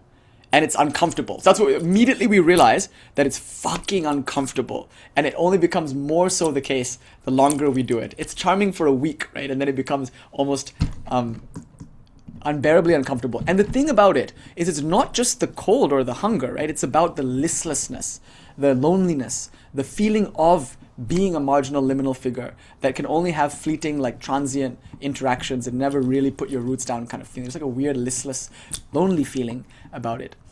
And that all kind of eats away at you. And then you're like, oh my God, I might really die here. And we realize the consequences of what we did. And then some of us, we're like, okay, we tried the experiment, never mind, not for me. We go back. But you know, that while that does happen sometimes, usually something else happens. We realize 2 things. 1, actually it's not that bad. Being cold, being hungry, being in the dark and being alone is actually not that bad. In fact, it's actually good compared to the other thing. Because there, I was impoverished in my mansion. There, I was surrounded by people who I had nothing in common with. There, I said things I don't mean. I did things I don't mean. I played an act. There, I felt disconnected from my life and from my values. There, I was living in a crypt and calling it a home, safety, when really it was suffocation. Here, I'm wildly alive. And for whatever reason, I'm more connected to myself, even though I'm less sure as to what that means to be a self. Like, it's wonderful. It's like this wonderful, thrilling paradox about how, however uncomfortable cold, hunger, darkness, aloneness, and uncertainty, really it's uncertainty above all, however uncomfortable uncertainty is, it's preferable, it's more alive, and it can actually become quite thrilling. The adventure of it, even if no one comes to help you, even if there's no God, there's something uniquely enlivening about the moment by moment lifestyle of being in this position, where you never know what the next moment is going to be like. And you're open to it because you're not obeying 3 p.m. Do you know what I mean? You're not interested in making money. You don't have rent to pay, really, necessarily. And you don't have anybody that you really owe anything to. And nobody depends on you. Can you imagine it, just for a moment? You don't owe anybody anything. Nobody depends on you. And you don't have to pay rent. How thrilling. How terrifying for some people, but also how thrilling. So when we do this, we realize immediately that it's not so bad. Being cold, being hungry, being alone, and of course, above all, being uncertain, it's not so bad. It's actually wonderful. But there's a deeper thing that we realize, and it's this.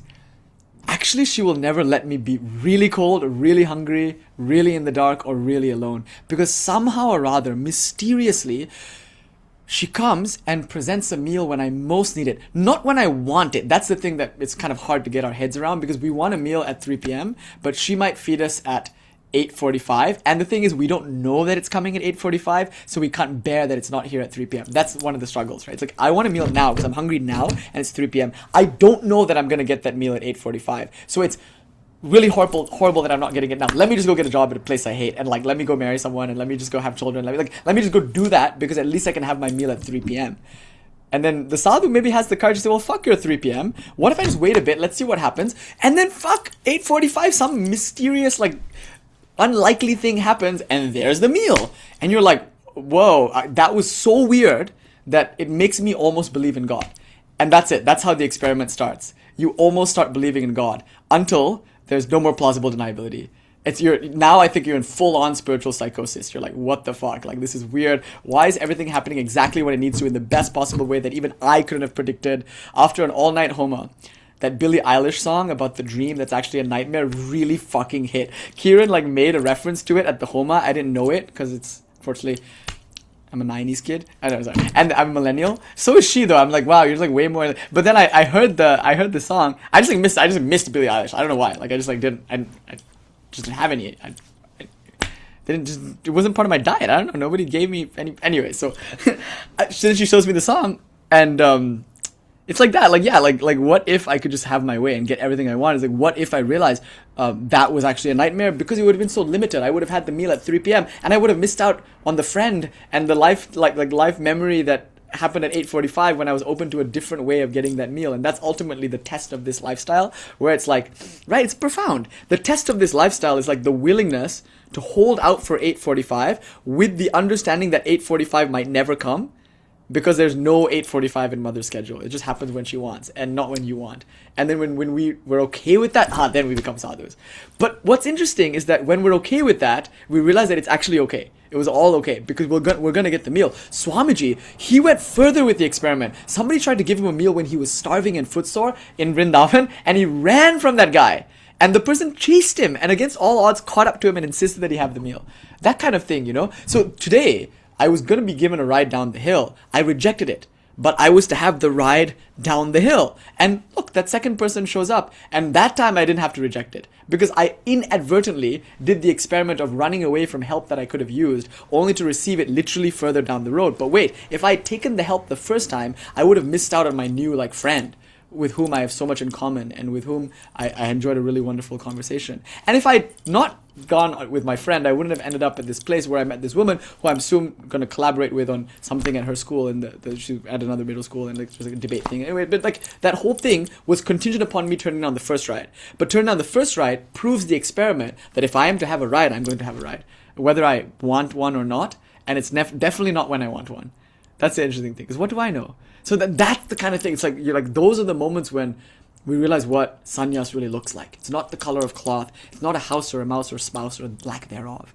It's like a willingness to allow for 8:45 when I want 3 p.m.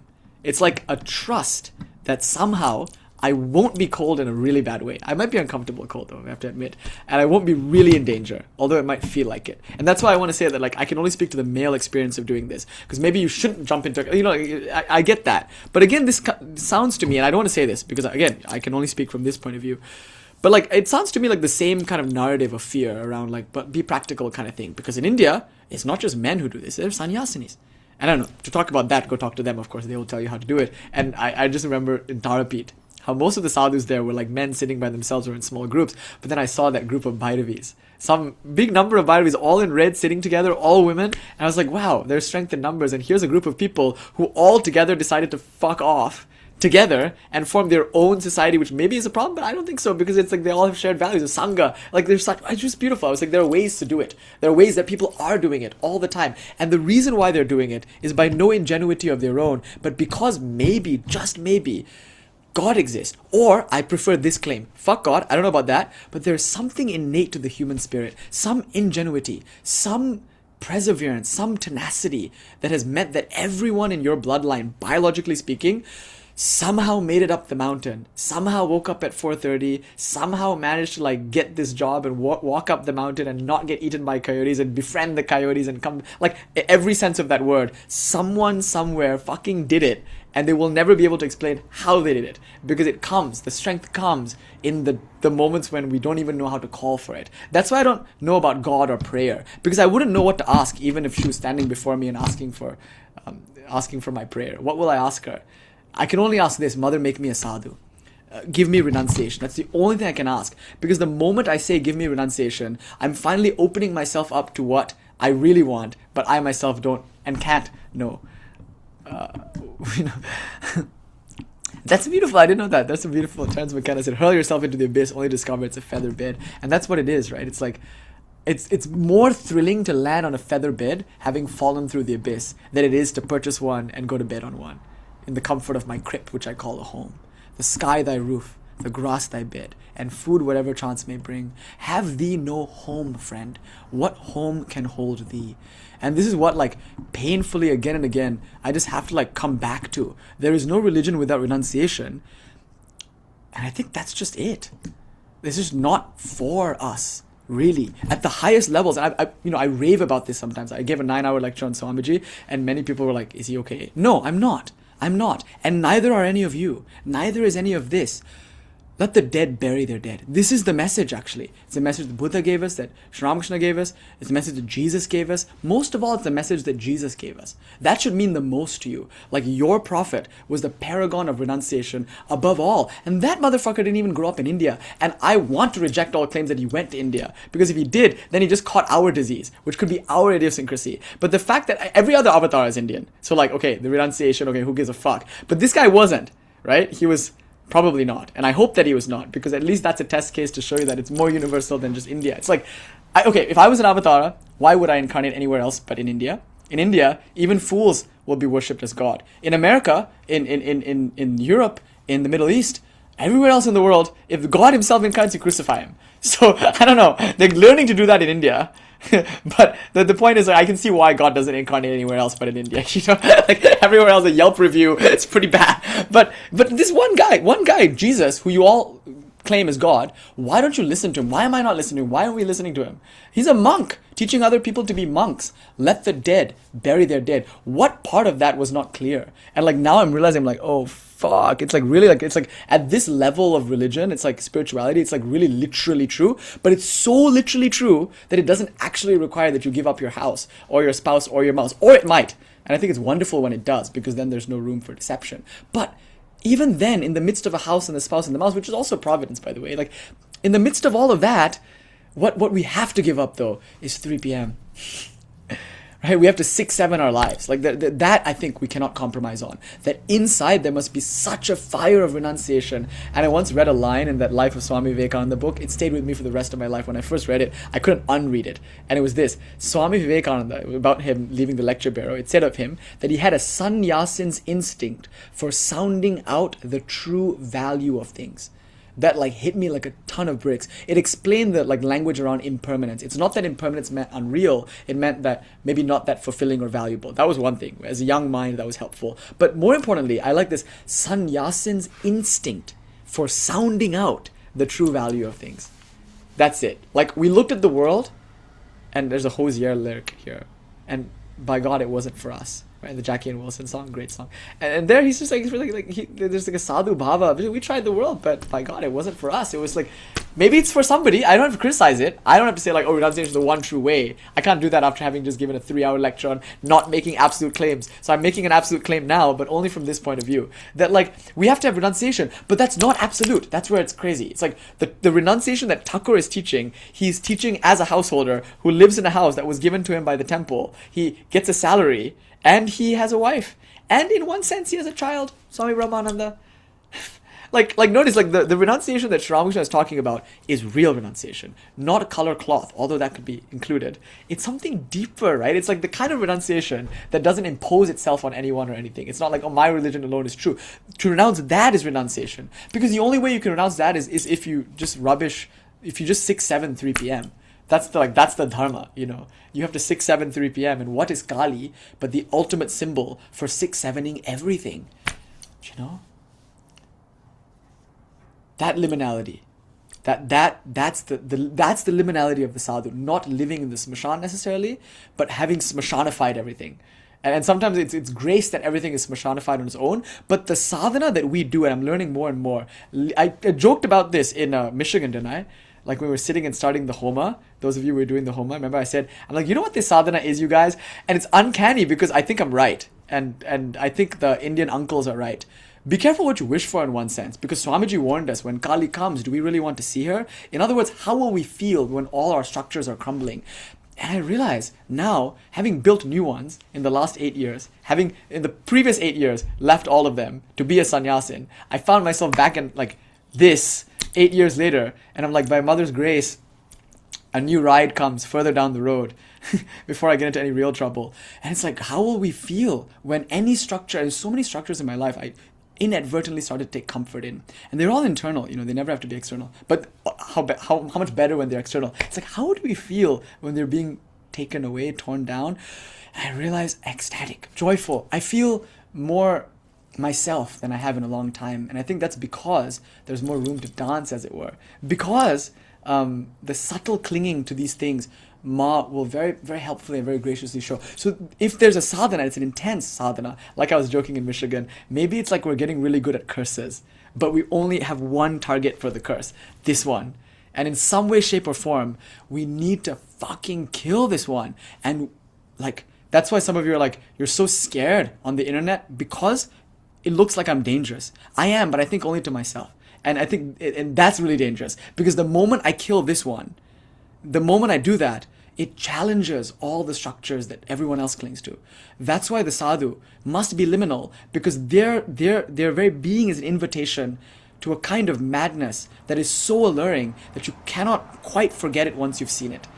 You know, that the call of that void is so intense that you just like, you can't trust that there's a feather bed there, but you just can't help but jump, and you don't even care whether there's a feather bed there, because you have to jump. And looking at a sadhu, a real sadhu, is like looking at that void. So you say, oh, he kills people, or he will kill himself, or he will do something recklessly, or he's mad, or he is whatever. All of these things you say about Shiva, you must. And this isn't to absolve anybody of anything. Everybody should take responsibility for everything. But I mean, what I'm saying though here is my reflection on some things is that Shiva's liminality is necessarily the precondition for faith, or because it's the test case, it's the experiment.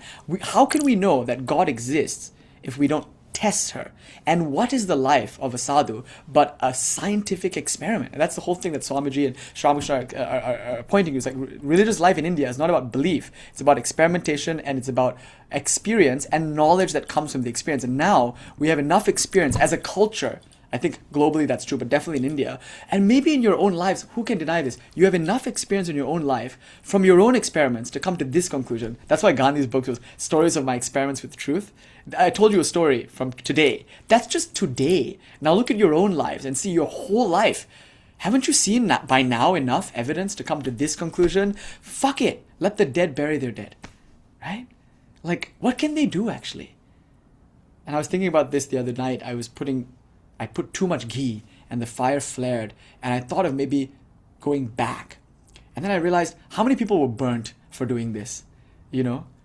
Like I'm throwing things into the fire that looks satanic. It's like a ritual. It's very scary. How many people were burnt for practicing a religion of love because it appeared to other people as black magic? And then I thought about the trauma that all of you carry that I definitely have less of. The trauma of like being in lineages where your ancestors were very really burnt at the stake. And then for a moment I was like, wait, I'm in this country, I'm in the West. I'm in the place where people had to pay much worse prices, as it were, than my ancestors. When they chose to do what your ancestors did, they were celebrated for it, for the most part. It was a hard life, but a celebrated life. Yours all got tied to a pole and burned, and you carried that shit with you. So I get it if you're angry, and you should be angry. But anyway, I was thinking like, why am I flinching away when all of your ancestors had to like literally sit in that fire and get burnt by it? So I thought, okay, I'll just like stay for a bit. And it was really hot, and I'm like blistered up. And I remember thinking like actually, of course I didn't really test this and like really go like, but I was like, of course I wouldn't. The whole Krishna, yeah, anyway. But I was like, in this moment, I was like, I think I could do it. There's like a feeling of like a weird feeling of like, it's not that bad actually. I've never like felt so much heat so close to the body, like it's blistered up, and I was like, and intentionally. The other thing, when the thing blew up, that some of you were there for that was different. That was sudden and shocking. I didn't intend to do that, and all of that was a much worse burn that was there for like a much longer time. It wasn't the same experiment. This was like I'm being cooked slowly, and I thought of Bernard, or was it Lawrence? And I joked to Kira, and I was like, remember that the martyr who got flipped around? He was being cooked, and then he was like, okay, now flip around and eat. I think that side is well done, he said in Latin or something. Or anyway, I was joking about that guy, and I was thinking like actually this is fine. The dog meme, like with the cold, with the hunger, with the aloneness, and he was, oh, you don't know true cold, you don't know true hunger, you don't know true. I don't know. All you can do is your experiments and come to your conclusions as you do. But what my experiments are showing me is that it's fine actually. Everything is fine. Whatever happens is fine because of this. Because there's something, and I don't want to call it God, and I don't need to call it the innate strength of the soul. We don't need to do any philosophy here. It's just a fact that we're okay, and that we always will be because we always have been. That's what the experiment of India showed us, and that's what we are called to like try for ourselves. Not to believe that the ones who came before are right, but that they did it, we now can do it, and when we do it, we realize, oh yeah, they were right. They're right about everything. They're right about God. They're right about renunciation. And they've all corroborated it. And now I can see for myself. The point of the experiment is to discover this, what I'm choosing to call providence. That it's not about God or self. These are philosophical superimpositions. It's just this. Something is there. Providence maybe, it provides. And then because something is there, there's no reason to fear. And so that's what I was saying in my voice memo. I was like, I will speak my truth after my own fashion, because what can possibly happen to me that would make me do otherwise? Could it be some temptation, some reward? Could it be some fear of some consequence? Only the sannyasin who is not afraid of that consequence or not interested in that reward can speak the truth. It's jester's privilege, but in a pretty intense way, because it's like jester's privilege without belonging to a court in which the jester is not taken seriously. The sadhu is taken seriously, and therein lies the danger, because they should be, but what they have to say is often inconvenient. So I was telling my person, I was like, it's very inconvenient. This what I'm going to tell you now is inconvenient, and what I'm doing is inconvenient, but I don't care, and that's my ideal. That fearlessness, I think, is hard won. And I was explaining with the experiments, and then I was saying the scripture says vairagyam eva abhayam, in renunciation alone is there fearlessness, but it's also true the other way around. Abhayam eva vairagyam, there is only renunciation when there is fearlessness. So Swamiji's central message, what fear? Have no fear. But wait, where do you get fearlessness? So if renunciation comes from fearlessness, where does fearlessness come from? And clearly it comes from faith, but that faith is not a belief in a book. That won't do it when we're cold and hungry. Sometimes just quoting it can be helpful. But the faith comes from, I think, more importantly, experience, knowledge based on experience. And where does that experience come from? And this is the kind of most exciting thought that I had. It comes from that experiment. And an even more exciting thought is that some of us formally choose to do that. Leave our places of privilege and our homes in which things are comfortable. Some of us will travel far away or just go next door. Buddha allegedly was a monk in the same city that his wife and children were in. And St. Francis would see his relatives when he was begging for food. You don't have to go far away, but you do have to step out. And I realized something even more exciting. What some of us do voluntarily, stepping out of the structures and trying just to see what will happen. They say don't step out of the house, you'll be cold, hungry, alone, and it'll be dark and you'll die. And we say voluntarily we'll try and see. And then we'll say, we much prefer this cold and this silence and this aloneness. Here I am all one. Here I am cool. Here I am silent. My mind is calm. You can have your warmth, your agitation, your heat. You can have your loudness and your parties and whatnot. We're content to sit in the smashan. We're content to sit in Kailash under the moon, the full moon, full of soma.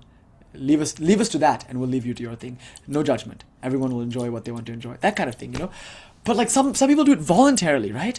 But God is so gracious that she doesn't even wait for you to do that. You don't even need to do that. It just happens. And what I want to say now is that let's all of us look back at the course of our lives and realize we've been doing nothing but that experiment. It's just that maybe until now I'm not willing to look at the conclusion and what the data is obviously showing me. Let the dead bury their dead. Let them keep their structures. Let's just stay alive, like the Bee Gees song. And what does that look like? Absolute liminality. It looks like understanding that the Christ is calling us to follow him. We heard the flute, and as Gopikas we can't resist its call, but we must leave, not physically necessarily, sometimes, but at least mentally, our husbands, our children.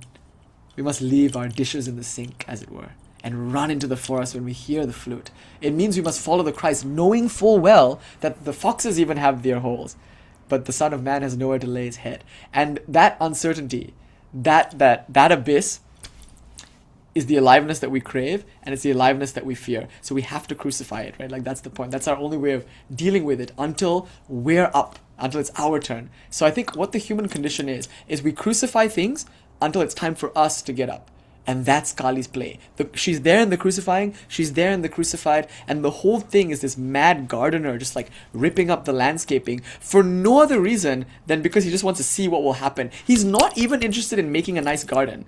He's just an artist who chaotically wants to see what will happen when he tries his hand at gardening over the next 8 years. That's the thing. What if that's God? She's just trying her hand at gardening, and the whole thing is a fucking mess, feeding all this dead matter into ground that she's ripping up and aerating. But that's the way she cooks, and we're going to let her cook, and that means we're going to get cooked.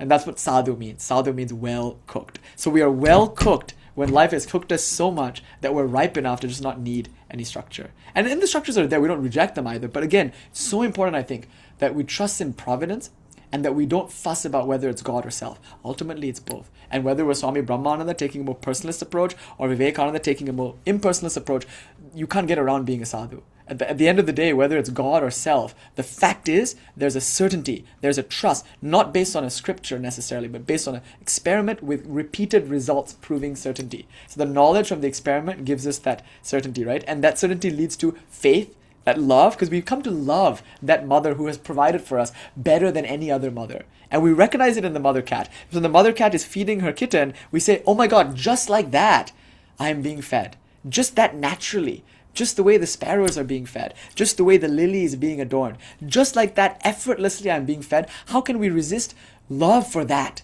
which we don't even need a name for, which we cannot have a name for?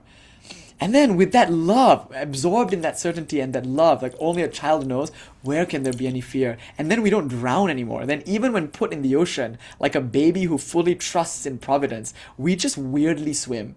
And we don't even know how to swim. So surrendering the need to know how is maybe why we don't fear to drown. How remarkable.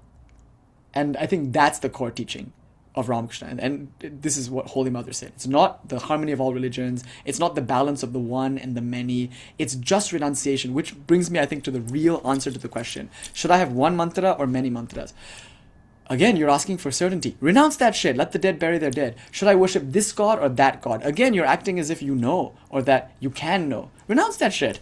Like, again, renounce God. Kill the Buddha on the road, etc. Cut Kali in half with the sword of knowledge. Like, can we renounce God even? Can we renounce self even? I want to throw more things into the fire. I want to throw Brahman and Atman into the fire. Like, I want to throw God away. I want to throw self away. Because ultimately those are thoughts, but what I have is this experience. That I can't throw away. Because it's the one that's throwing. And that Providence, what we might call love, or God or something, that and the sincerity, the Icha Shakti, I think that's what Ramakrishna is trying to push us towards. Away from our forms, without rejecting those forms, towards the feeling, and then finding those feeling in those forms that most support it. And so I think the answer to the question is, it actually doesn't matter whether you're using many mantras or one mantras. It doesn't matter whether you're a left-hand path practitioner, a right-hand path practitioner, a Tantric or a Vedic Orthodox, I mean, not to say Tantra and Vedas, it doesn't matter if you're Christian or Muslim. Again, it doesn't matter Krishna or Kali. Like, these are all beside the point. Like, asking questions about puja is helpful, but not that helpful. Asking questions about how and why and what is becoming less and less interesting to me as the days go on. I was maybe way more in my younger days, like when I got started in 2020 giving these lectures, I was way more interested in the why, the what, the how. But now I'm starting to see like why those things fall away very quickly. Because what is anybody gaining anyway from learning how to do a puja? Like, what will it actually add to your life? Probably a lot, but it's not where it's at. If you have that sincerity, it will add a lot. If you don't have that sincerity, it will add nothing. But then how do you get that sincerity? I think it's really just this. We come together in the Lord's name, and wherever two or more are gathered, there I am also. We like read the lives of Swamiji and Ramakrishna, and we just hope to God, or Providence, or wherever the fuck it is, that we catch some of that enthusiasm.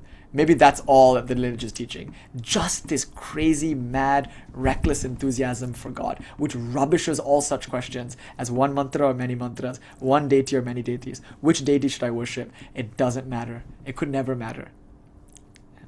Om Shanti Shanti Shanti Harihi Om Tat Sat Shri Ramakrishna Arpanamastu Shri Sarada Arpanamastu. I want a cute closing line, sorry. That was better, but what is it? It can't matter because Ma is there. That's my slogan. That's my Indian dad joke, my uncle joke. How can it matter when Ma is there? Jai Ma, Jai Ma, Jai Ma. Thank you. Okay, any questions?